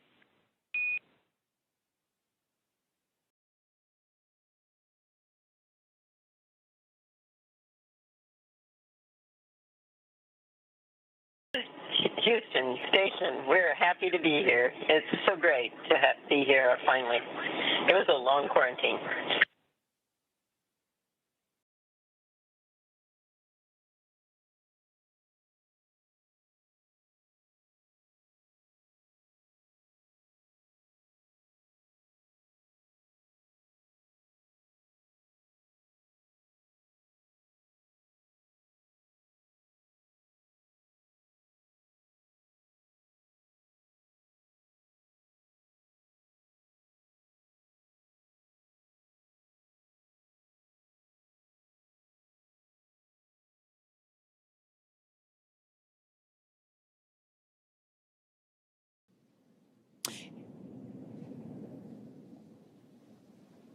And with the crew now in the space station, we're going to wrap up our portion of the live joint coverage from Hawthorne. It's been an honor to support Axiom Mission 4 thus far, and we wish the crew a successful time on the space station. We're, of course, also looking forward to joining AX4 again when it's time to return home. Ronnie, from launch to docking, it has been an absolute pleasure sharing this desk with you. What has been years in the making for India, Poland, and Hungary is now well underway. Axiom Space and NASA's joint coverage will continue from here through to the welcome ceremony as Peggy, Shubhanshu, Swavesh, and Tibor start their 2 weeks aboard the orbiting laboratory. Over the course of our crew's time on station, we will be producing mission updates from Axiom Space's own space station development facility in Houston, Texas. So we invite you to follow the progress of AX4 on axiomspace.com and through Axiom Space's social media channels. So with that, on behalf of SpaceX, Axiom Space, and NASA, thank you all for tuning in to watch. While our stream on X is coming to a close, coverage of the welcome ceremony now continues on NASA Plus, axiom.space/live, and Axiom Space's social channels. With that, we'll turn it back over to you, Joseph. Have a great morning, everyone, and go AX4. Go AX4.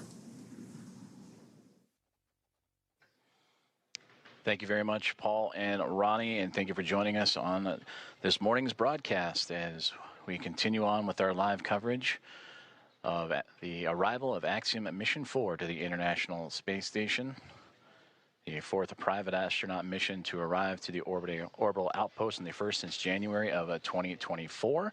We just saw the crew of 4, including Commander Peggy Whitson, Shubhanshu Shukla, pilot of ISRO, Swavesh Uznanski-Vishnevsky, and Tibor Kapu of ESA and HUNORT, respectively, crossed the hatchway and into the orbital outpost for the very first time. We're continuing to follow along as we'll wait for the formal welcoming remarks that are currently scheduled for roughly 8:35 a.m. Central Time, so a little bit more than an hour to go as the crew continues to settle in. After you heard the remarks from Peggy Whitson mentioning the long quarantine, the ride up, which took a little bit more than a day's time to do so. As the teams here in the International Space Station Flight Control Room and special guests in the viewing room at the back of your screen on hand to witness this special moment and also to be a part of a handover period as the Orbit 1 team wrapping up their day's work, which certainly was busy. That saw the multiple burns as the Dragon spacecraft named Grace would continue its transit to catch up to the International Space Station. And ultimately docking at 5:31 a.m. Central Time with that initial contact. The soft capture turned to hard capture and mating. Hatch opening procedures took about 2 hours or so to complete, with teams on both sides inside the Dragon spacecraft and the International Space Station, meticulously checking for leaks and going through each procedure step by step. Before that moment we just had a couple moments ago at 7:14 a.m. Central Time, in which the hatch was opened and the astronauts of Axiom Mission 4 floated on through to the International Space Station. We're currently experiencing a transition in communications satellites. That's nominal and to be expected, so we'll bring you back those views inside the International Space Station once we have them. But again, the teams here inside of the International Space Station Flight Control Room. Orbit 1 team wrapping up a great day's of work, or great morning's work, that saw 4 new members join the orbital outpost to bring up the attendance to now 11.